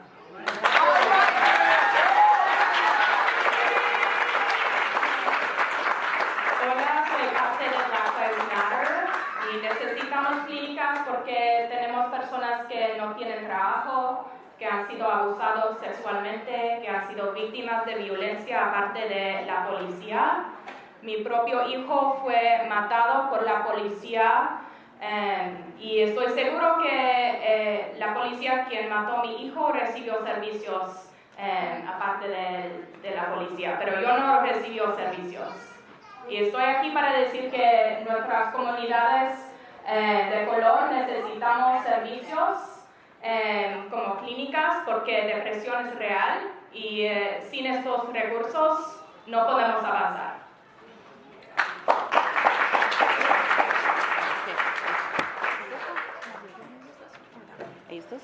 Okay, hi. My name is Arewa Karen Winters, and I'm a member of Justice for Families, which is a branch of Black Lives Matter. And I came to the organization after my 16-year-old great-nephew was shot and killed by police. Around 2000, I was also diagnosed with clinical depression. And around 2010, I was diagnosed with bipolar. And this happened while I was working at a mental health center on Chicago's west side, which is Bobby E. Wright. It was the first freestanding African-American mental health institution in the country.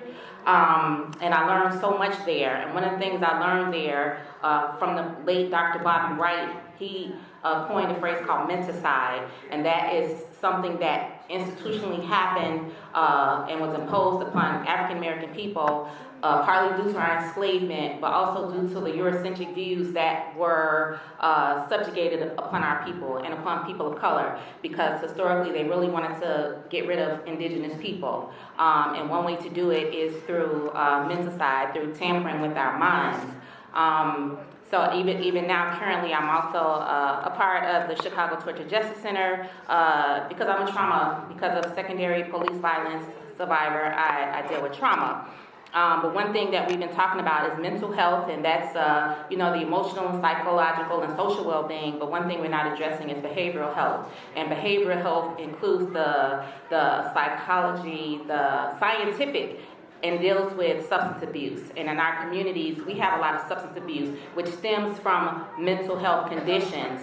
But something that also was not addressed here is we keep saying post-traumatic. A lot of us are living in present traumatic. We have to change the language. Not only are we living with present traumatic, but as African American people who were enslaved and forced into this country, we are dealing with post-traumatic enslavement syndrome, something that has never been addressed, something that we need to begin to address in our communities and for the mental health and behavioral health of our people. Thank you. Ahora soy parte de Familias para Justicia, parte de Black Lives Matter. También soy persona viviendo con depresión y con bipolar. Fue trabajadora con una clínica de salud mental y ahí aprendió un término para describir cómo vivir en una sociedad que está concentrado en Europa y en ser blanco, hace algo a la mente, que es difícil vivir en una sociedad como así. Y algo que mencionó que no ha sido hablado en este lugar es la necesidad de hablar de el uso de sustancias como alcohol, drogas, para self-medicar, para cuando no tenemos recursos, vamos a otro lado, ¿no? Entonces eso es algo que necesita ser priorizado también. Y también mencionó que muchas personas han hablado de Post-Traumatic Stress Disorder, PTSD, pero ahorita estamos viviendo en el estrés, ¿no? Ahorita nuestras vidas son traumáticos, entonces necesitamos hablar de eso también. Gracias.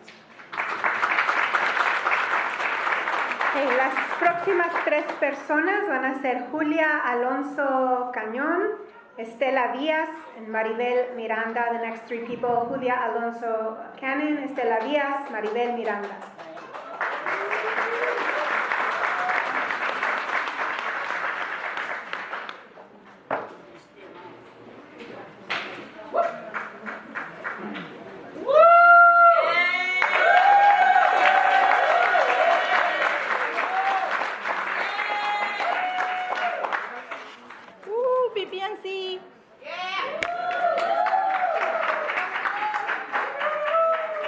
Muy buenas tardes a todos.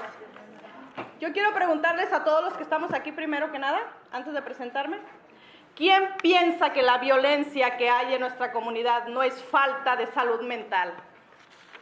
Who thinks that the violence in our community is not because of mental health? Muy buenas tardes, soy Maribel Miranda, promotora de salud de BPNC por hace aproximadamente 5 años. Hace aproximadamente 5 años atrás estamos luchando para que abran las clínicas de salud mental que fueron cerradas. Personalmente pienso que esta ola de violencia que tenemos en nuestra comunidad es falta de recursos para los servicios de salud mental. Como mamá de la comunidad, pido la apertura de nuestras clínicas. Es una necesidad. Vamos, padres, maestros, líderes comunitarios, representantes, unámonos a esta lucha para beneficio de nuestra comunidad.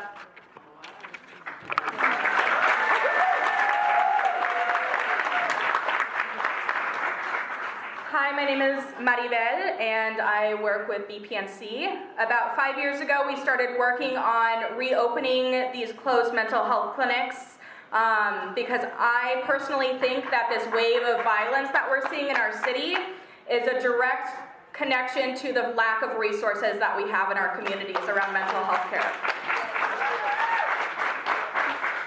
As a mom and as a community member, we need to open these clinics. We need to get together as fathers, as mothers, as leaders, as teachers, to work together to benefit our community and reopen these clinics.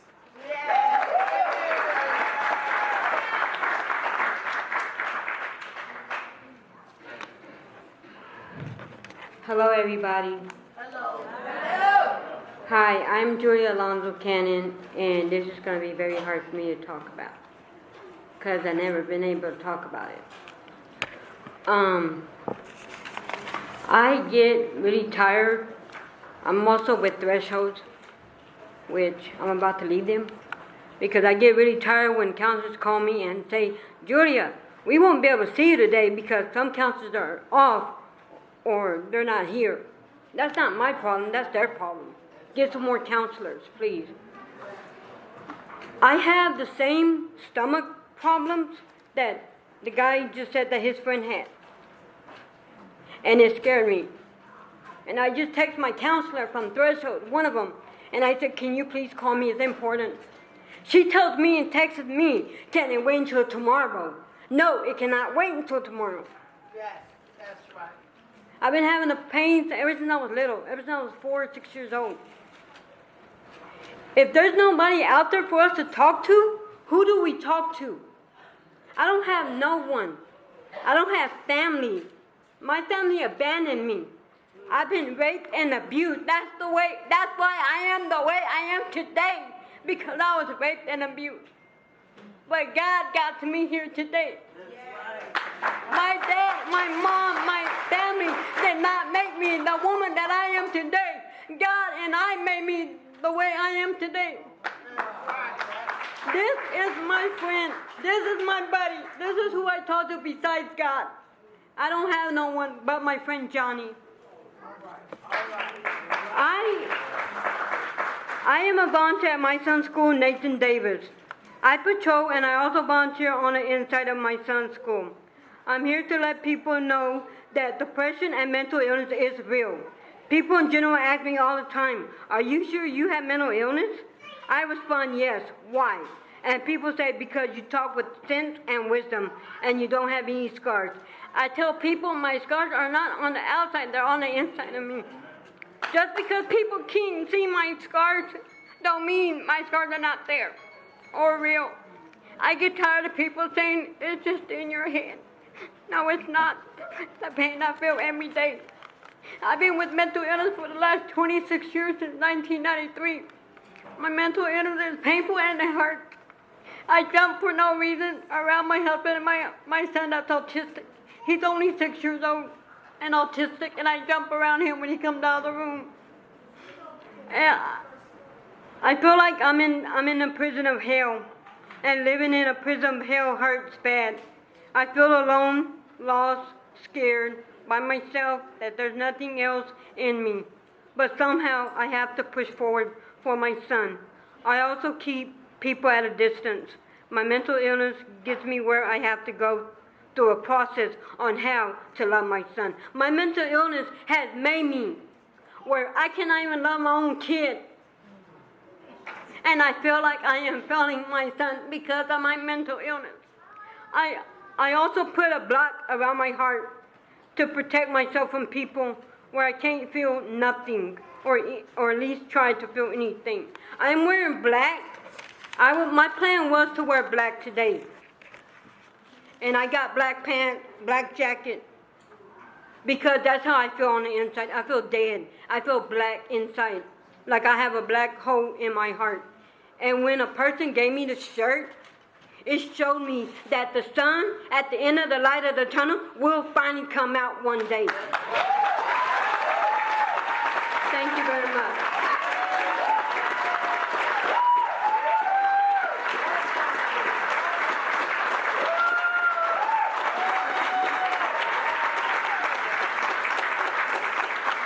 Me llamo Julia y soy una persona que vive con depresión y una persona que vive con salud mental.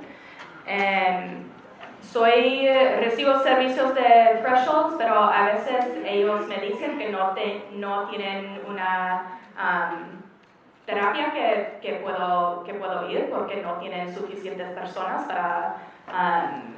para dar esos servicios. Y eso me hace enojado porque deben tener más personas, porque yo necesito hablar con personas y no me siento que tengo alguien con quien hablar. Mi familia no está ahí, no tengo amigos y solamente es Dios quien puedo hablar y mi amigo aquí. Y por ser una persona viviendo con dificultades de salud mental, he sido muy isolado. Siento muy sola y siento que no puedo amar a mi hijo como él merece ser amado. Y por eso necesitamos estos servicios, porque yo necesito sentir que puedo hablar con mi proveedora cuando necesito a ella, no cuando es conveniente para ella. Gracias.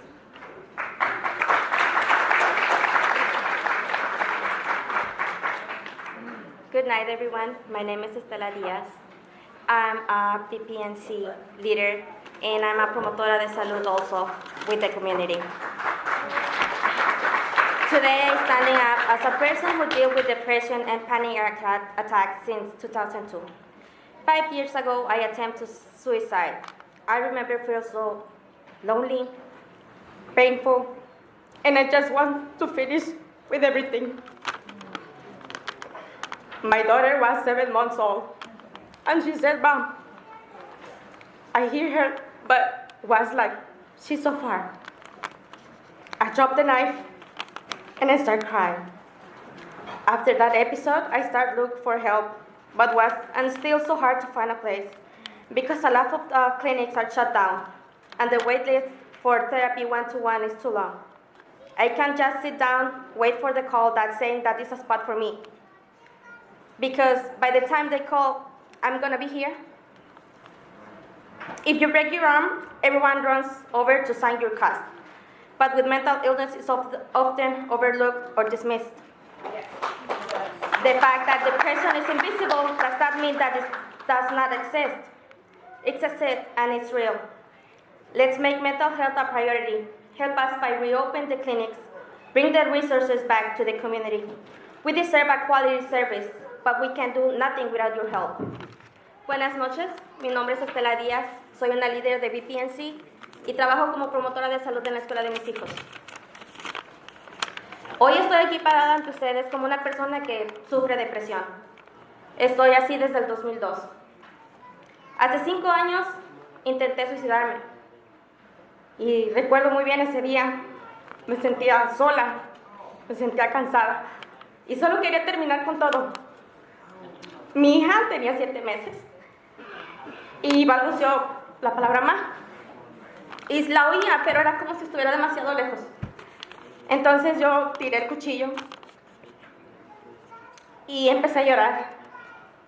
Después de ese episodio, empecé a buscar ayuda, pero es muy difícil y sigue siendo difícil porque la lista de espera para hablar con alguien es muy larga. No puedo estar sentada esperando que me llamen y me digan aquí hay un lugar para ti, porque los pensamientos suicidas están. Y tal vez para cuando llamen, yo no sé si voy a estar aquí. Cuando uno se rompe un brazo, trae un yeso, las personas van y le firman para hacerlas sentir positivas. Pero cuando es una enfermedad mental, la gente piensa, y nos faltan mucho el respeto a las mujeres, diciendo, está en sus días, está histérica, está neurótica. No es así. El hecho de que una enfermedad mental no se visibilice como una herida, no significa que no es real. Es real y existe. Por eso debemos hacer una prioridad para nosotros la salud mental. Ayúdenos a traer toda la ayuda posible, a reabrir las clínicas que existen en nuestro país. Este país está lleno de recursos. Ayúdenos a traerlo a la comunidad, a todos nosotros. No podemos hacer nada sin su ayuda. Muchas gracias.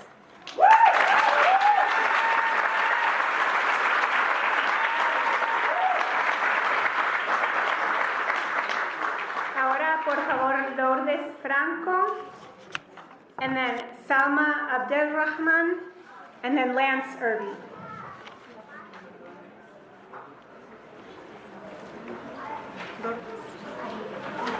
Lourdes left. Left, okay. So Salma? She left. She left also, and how about Lance?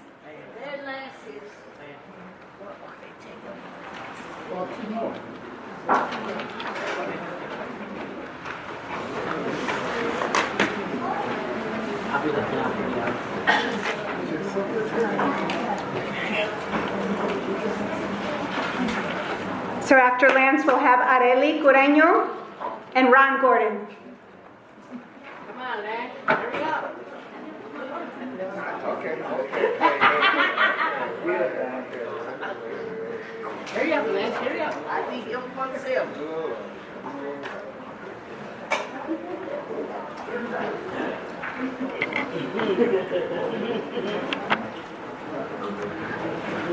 Good evening. This is Lance Irby.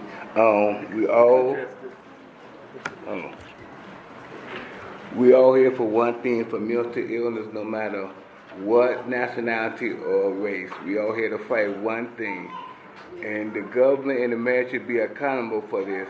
Instead of spending money on stuff that don't matter, they need to spend money on mental illness clinics that was shut down. They need to be back open up so we can come back as one, and we need to sit together as one person. I see a lot of clinics that's closed that people can't get to the hospital, so when they close our clinics down, we have nowhere to go. And it's a shame that they should open them back. We open them up instead of closing them and condemn them. So we need to fight as one and get the clinics back open, and don't take no for an answer. Thank you very much.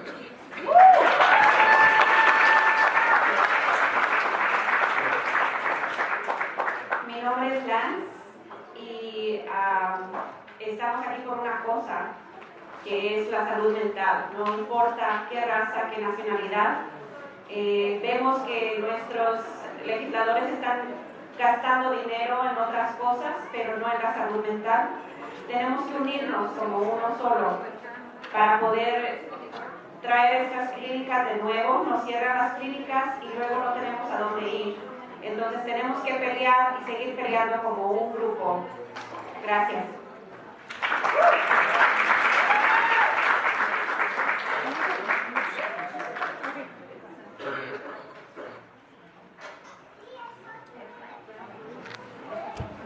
Hello, my name's Veronica Smith. My team is walking out, so I wanted to check in before they left.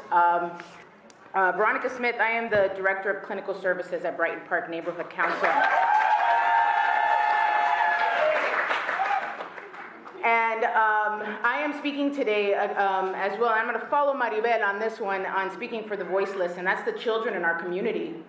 Our children are being raised by adults who have unmet mental health needs. And we see it every day in our schools. I have clinicians that are in all of the schools in the Brighton Park area, and kids show up to school dysregulated, nervous, unable to focus, and that's just because of community violence. So we add on to that these amazing parents who were here today, Julia, right, Estela, many other people here, who are parents who are struggling with their own mental health needs and having to raise children. So what? Our babies are growing up in hectic environments, going to school where it's already hectic, in communities that are already hectic. Just a quick statistic. NAMI reported that 68% of women and 50% of men with mental illness are parents, right? And they're parents of more than one child. With that exposure, we are only exposing them to further issues in terms of substance abuse and long-term mental health. I'd like to give an example of a youth that we are working with right now. Destiny is seeing one of our clinicians at Shields Middle School. She's growing up with intergenerational trauma, generational poverty, gang ties that run deep, and the entire world is against her.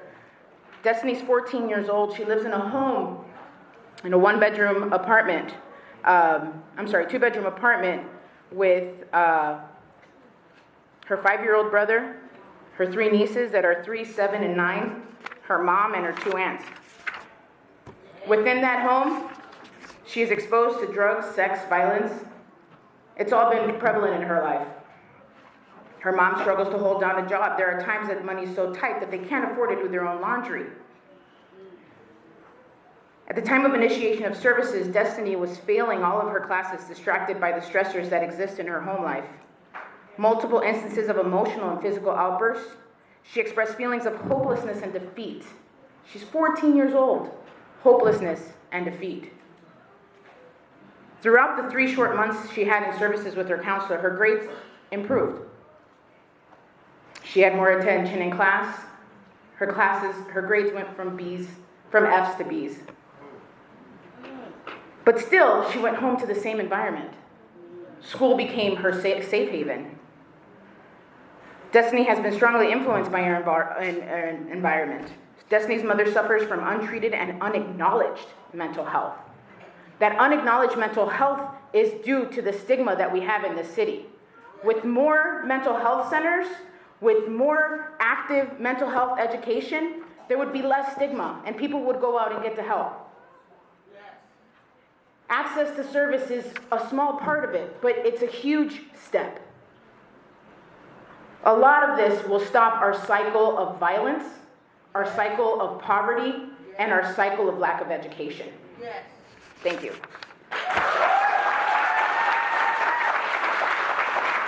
Me llamo Verónica Smith, soy directora, and I will do this as quickly as possible. Soy directora de servicios clínicos en Brighton Park Neighborhood Council.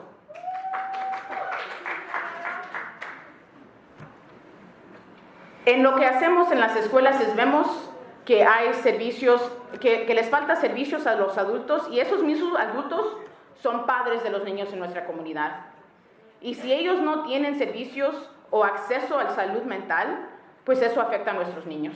Y nuestros niños están en nuestra comunidad y de eso sigue el ciclo de violencia, de depresión, de diferentes, de abuso de sustancias. Todo eso sigue si no podemos dar a nuestros adultos los servicios que merecen. Yo di un ejemplo de una muchacha que vemos en la escuela, se llama Destiny. A los 14 años a ella ya le falta todo. Le faltaba, antes de los servicios, esperanza. No quería seguir. Pero gracias a Dios tenemos esos servicios en la escuela que le puede asistir. Y lo que queremos hacer es enfocarnos en parar el ciclo de salud mental y de no tener servicios. Muchísimas gracias. Thank you again.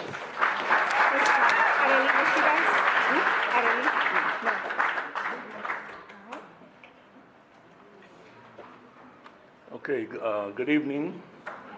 I want to thank STOP for inviting me to speak.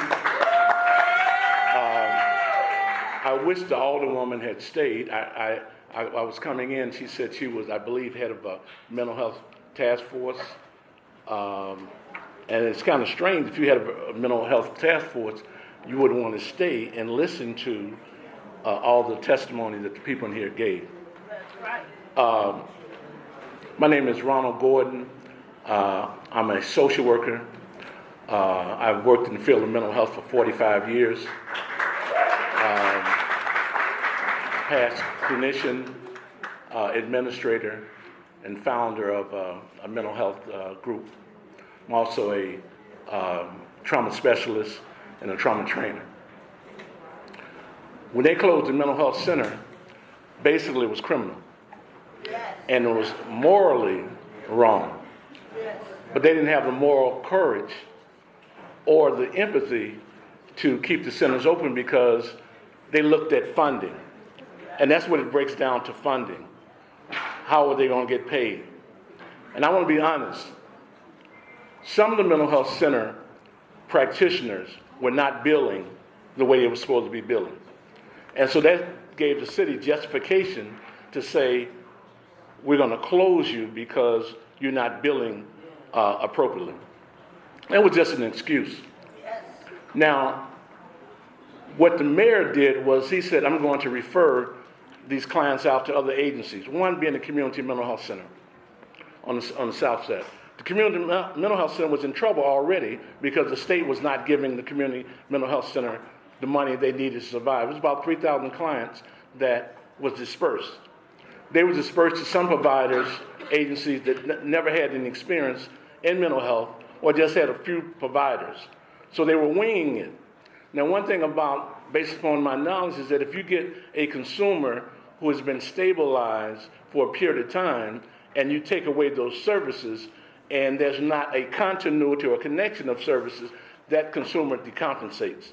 For example, this consumer could have been out of the hospital for 10 years straight, but now you've taken away the support systems, i.e. therapists, medication, wraparound services, adult day program, and so forth, and that person deteriorates. And if that consumer goes to a store and shoplifts or what have you, goes to the county and is placed in a mental health Cermak Hospital, because the judge has no empathy, and what you begin to see is that that client who had been stabilized, you see a revolving cycle now.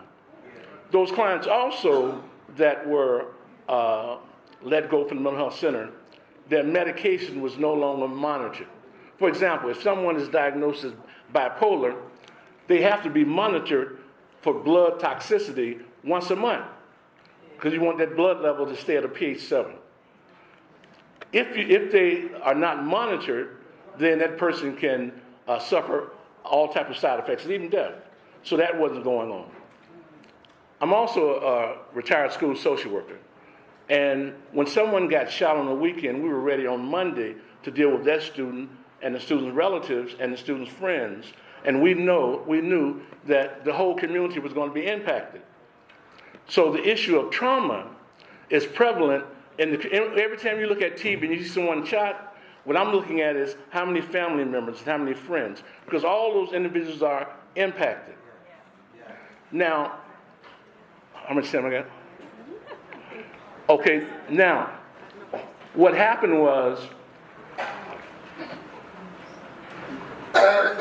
the state decided to take Medicaid and put Medicaid under MCOs, managed care companies. Two years ago, there were 12. Okay. How many? How much? Okay. Two years ago, it was 12.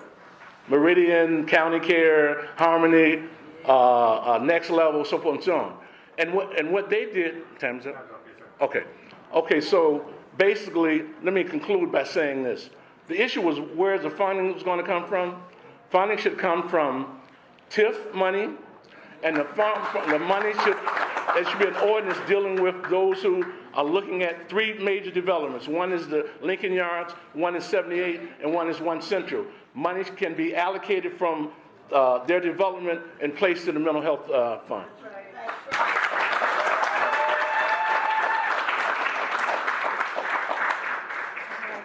Is Areli Cureño still here? Areli? Yeah. So the next three will be Arely Cureño, it'll be Marilyn Harper, and Maria Franco, if she's still here. No? Marilyn? Okay.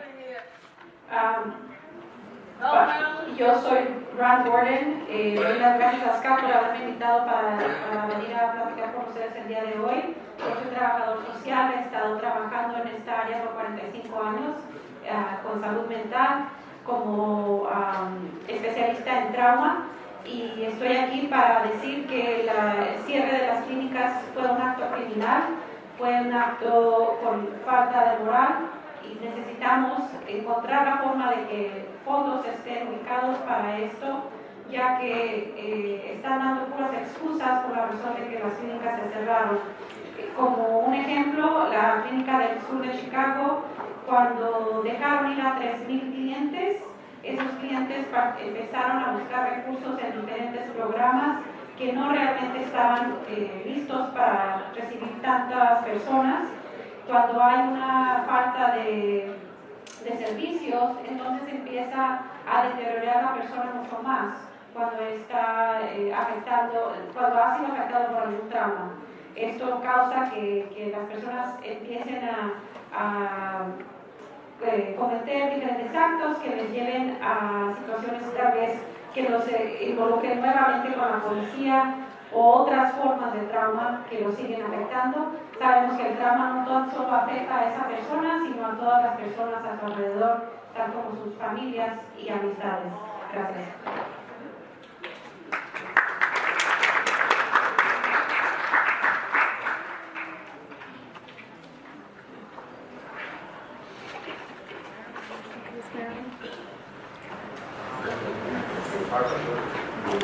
Yeah, Marilyn, do you want to come? Anybody still need Spanish translation service, Valeria? I think que habla español.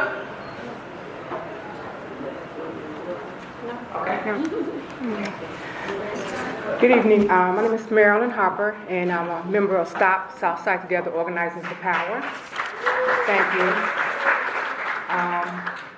First, I want to say thank you so much for everyone coming out this evening to discuss the mental health town hall meeting.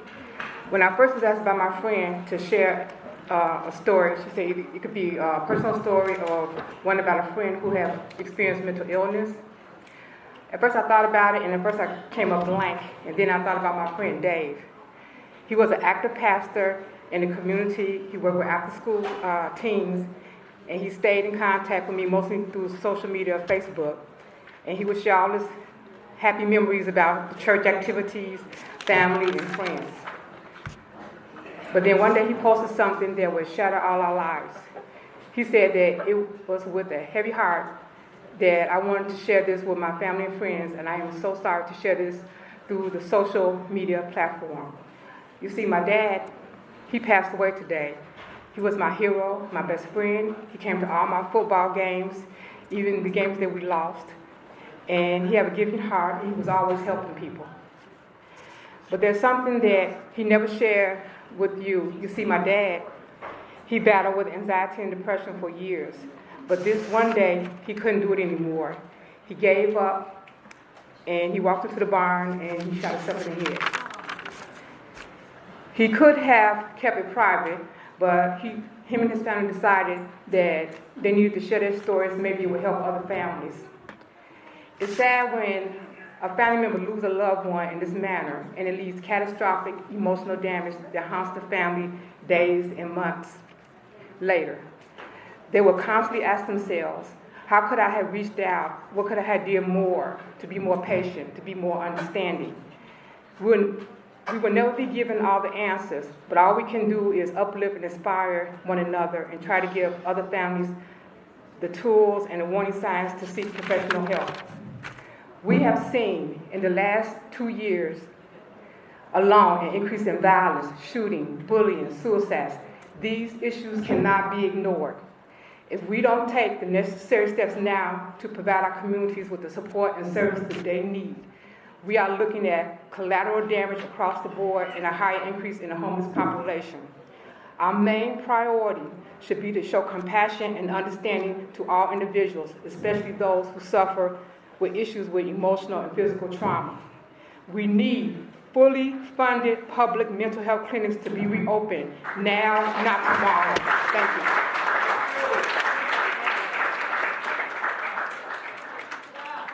What we really need, public clinics. What we want now. And Maria, one quick announcement. Can we please look around? We're missing one piece of translation equipment. Please take a look around. Translation device is missing. If you could please look around and see if you can turn it back into the front desk. Thank you. Okay. Is Leti Correa still here? Leti Correa? Okay. Cesar Argumedo? Triseli Rockford? Emmanuel?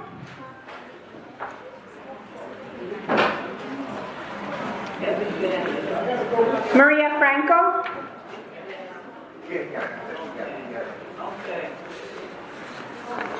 Dalia Saray?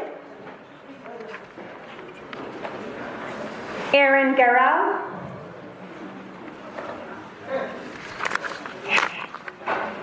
Evelyn Woodson?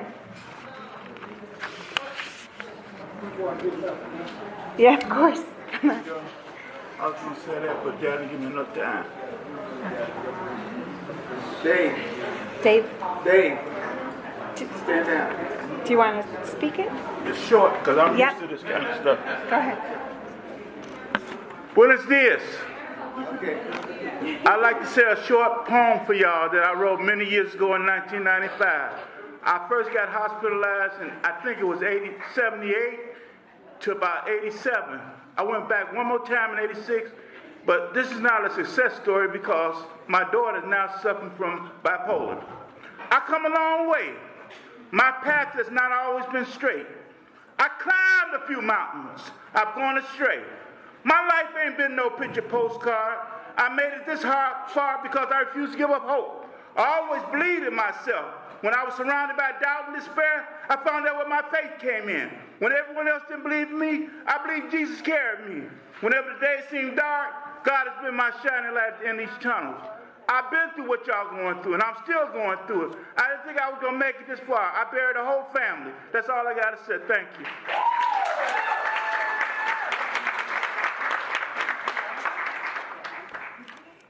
My name is Darrell Gum. I've been a member of the board, the Mental Health Board of Chicago, for well over 20 years. I appreciate the fact that those of you who stayed. But over the past 20 years, over the 51 years that these clinics have been in existence, we've been this way before. This is something that is not new. I was a member of the first mayor's task force, and I must say to you that you're just now finding out what we already found out. And you also, I hope, based upon the last committee meeting that I attended, that the department has no problem lying to you too. As members of the board, we were tasked with the fact of letting the city know what the community wanted. We had representatives in all of the community centers who met with us on a regular basis. But as they decided that they wanted to dismantle the centers, it was very methodical and very for real. They dismantled the centers as well as they dismantled us. Okay, I've been warned about a minute, so I'm going to kind of skip through some stuff. The question was asked here a few minutes ago, what to do. We, being the representatives of the community, have made many recommendations over the years. The first recommendation, and the one that we've made the most and yelled the holler the most about, was that the city must commit to providing mental health services. Until that happens, this is a waste of time. I feel like here we are today preaching as usual to the choir. Also feeling that here today that people are concerned about. It's difficult when we know that mental health services can be better provided by public service for a number of reasons, as everybody more or less has testified here today. And again, it's like preaching to the choir. Who needs to know that? Basically, if you look at TV, they're telling you already that private agencies and all that have already talked to the mayor. And so therefore, we are still standing out here. My question here today is basically what's different? What's going to be different? We've had many of these sessions, and they refuse to listen to us. The reason why a lot of us are here because we voted for this mayor because she said she was going to listen. When is she going to listen, and what actions are going to be taken? That is the question. I think the biggest problem, I'm getting kicked out. I guess the biggest problem is going to be that the history of the mental health centers has been extremely good. The reason why we're still here today, the reason why we, over the 50-something years, we have 5 open is because they were very good. We had the most innovative, creative programs in the country. We have the CAPS, A's all the time. That's because of the dedication of the clinicians that was here. And I hope I can get a ride back on.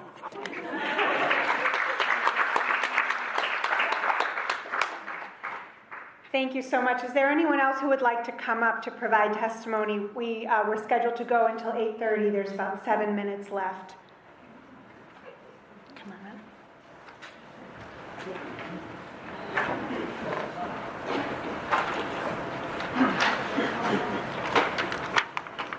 Hi, my name is Ellen Corley, and I came here as a representative for myself.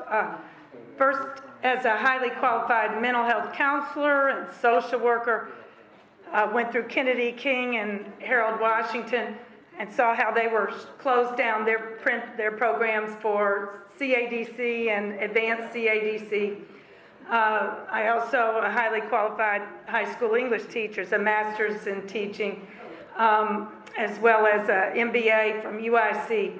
And my testimony is I wasn't able to get a job or an internship or even a way to effectively volunteer in this area because our public estate is being privatized by a government system that's been captured by a corrupt government, that's been captured by the capitalist military industrial system that's been at war against the democratic public estate for the last 100 years and has been particularly bad since the neoliberal, neoconservative, neo-federalist, and frankly neo-fascist capture of the political parties in 2011 with the Citizens United system that made it legal for billionaires and the globalist military-industrial complex to put in candidates committed to further privatizing the public estate. When I went to find internships after Kennedy King, I saw that the mental health clinic that I went to, there was only 4 left, and that I was allowed to go to because they downsized all the community college social work CADC programs. But I saw that they'd been bought by the GEO Group, and I made the mistake, I guess, of pointing out, oh, the GEO Group, you mean the International Prison System? Somehow they couldn't explain why they didn't hire me as an intern. The problem is the GEO Group has taken it over. Rahm Emanuel's a representative. They say he's with the Mossad, really, the mega Mossad, really. And I've told it to the police department. I've told it, I ran as mayor. I was there the other day telling Walter Burnett.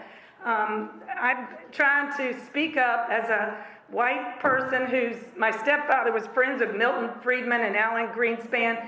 I know my economics. I know what's going on. The question is, can we get anybody to listen? We've got to go to Washington. We got to talk to them. And we've got to convince all the white people, all the rich people, all the Republicans. Actually, my latest thought is I'm going to run as a Republican, gross as that seems right now. But just get in their faces, right? That's what it's going to take. So anyhow, time's up. Solidarity, that's what we need. I'd like to help compile this research as well.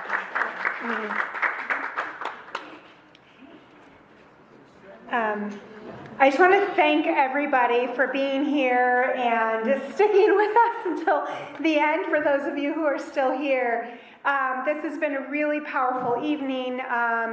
And thank you to everyone who participated and provided their testimony. As we said at the beginning, this is the first of 3 public forums, and we'll be compiling a report from both the quantitative surveys as well as the oral testimonies, and find ways to disseminate that, not just to the folks who are the policymakers, but to the community as well.